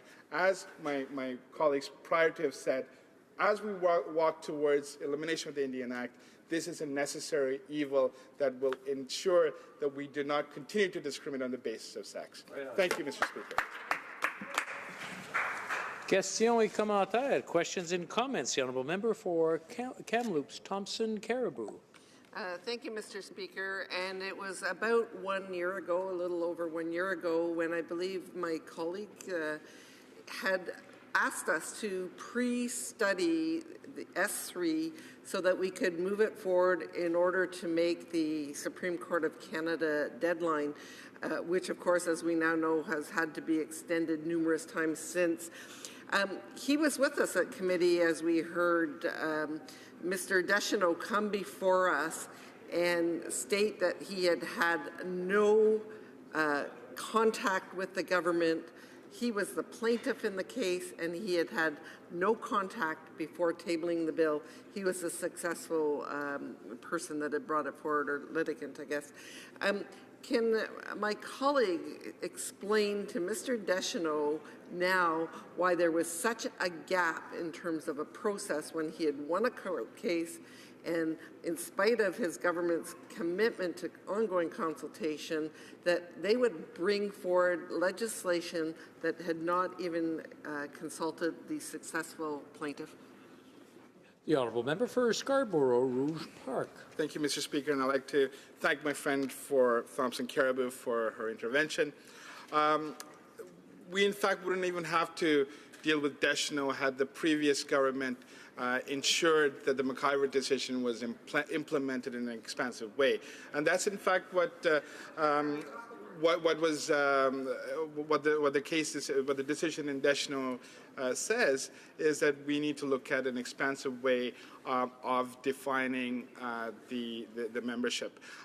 Yes, it took a year. It took some time. It has gone back and forth with the Senate, with our learned colleagues in the Senate over a number of iterations. And I think we're at the right place right now to be able to pass this and to ensure that no other person has to go through the painful process of litigation in order to be able to assert their rights because of discrimination based on sex.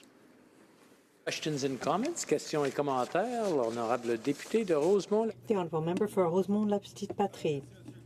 Well, thank you very much, Mr. Speaker. And like during my previous remarks, I wanted to say that it's unfortunate to see the Liberal government trying to patch things together when it should have taken a more comprehensive approach to the issue. The current Minister of Justice, who was a regional chief for BC, and who told the Standing Committee in 2010, quote, "Nonetheless, the bill does not remedy sex-based discrimination found in other provisions of the Indians Act beyond the specific circumstances of Sharon McIver and her grandchildren." So we're talking about one case here. What the Liberals criticized of the previous government is what they're doing today. So they say one thing in opposition, do the same thing when they're in government. Scarborough Rouge Park. I think it's fair to say, Mr. Speaker, that there is a comprehensive plan in place by a government to ensure that we reach the point of reconciliation, true reconciliation with our Indigenous people. And that includes having two very capable ministers whose mandate is such that will ensure that we have long-term nation-to-nation relationships that are developed while addressing short-term needs and concerns of our Indigenous communities. And I think it's a program that's backed by significant amount of investment. We have a long way to go, and there's absolutely no question that we have a long way to go. But with all the efforts of our government, including our commitment to UNDRIP, I think we're well on the path, and I do think that this is an issue that we can move forward in a nonpartisan way, and it's unnecessary, I think, to keep going back to previous divisions within our parties. I think it's important that we need to move forward as one, and to ensure that true reconciliation takes place in Canada. Thank you, Mr. Speaker. And comments, the Honourable Member for Guelph. Thank you, Mr. Speaker, and thanks to the Honourable Member from Scarborough Rouge Park for his interventions today. I'm listening to the debate, Mr. Speaker, and it reminds me of the previous government when Bill C-51 was being passed, which was a bill that really had flawed security legislation tied into a bundle that was really taking away some rights of Canadians, where the NDP party and the Greens said we should just get rid of all the legislation altogether versus how do we surgically go in and fix the legislation. I wonder if the member from Scarborough Rouge Park could comment on maybe the parallel situation we face here where throwing out the legislation isn't the right answer, but surgically fixing it is the right answer, Mr. Speaker. Well, member for Scarborough Rouge Park in 60 seconds or less, please. Thank you, Mr. Speaker. I'd like to thank my friend for that question. This is a deeply flawed piece of legislation. The Indian Act should not exist in our books. It should not. It has hurt so many generations of people. It is a horrible record. It demonstrates a horrible record, human rights record for our country. So I have no doubt in concurring with my other colleagues that the Indian Act needs to go. But in the interim, I do think it's impossible to repeal it without having the proper mechanisms in place in order to ensure that our obligations, our legal obligations, our international obligations, and our need to implement UNDRIP is in place, and that will take some time. And I think until then, the surgical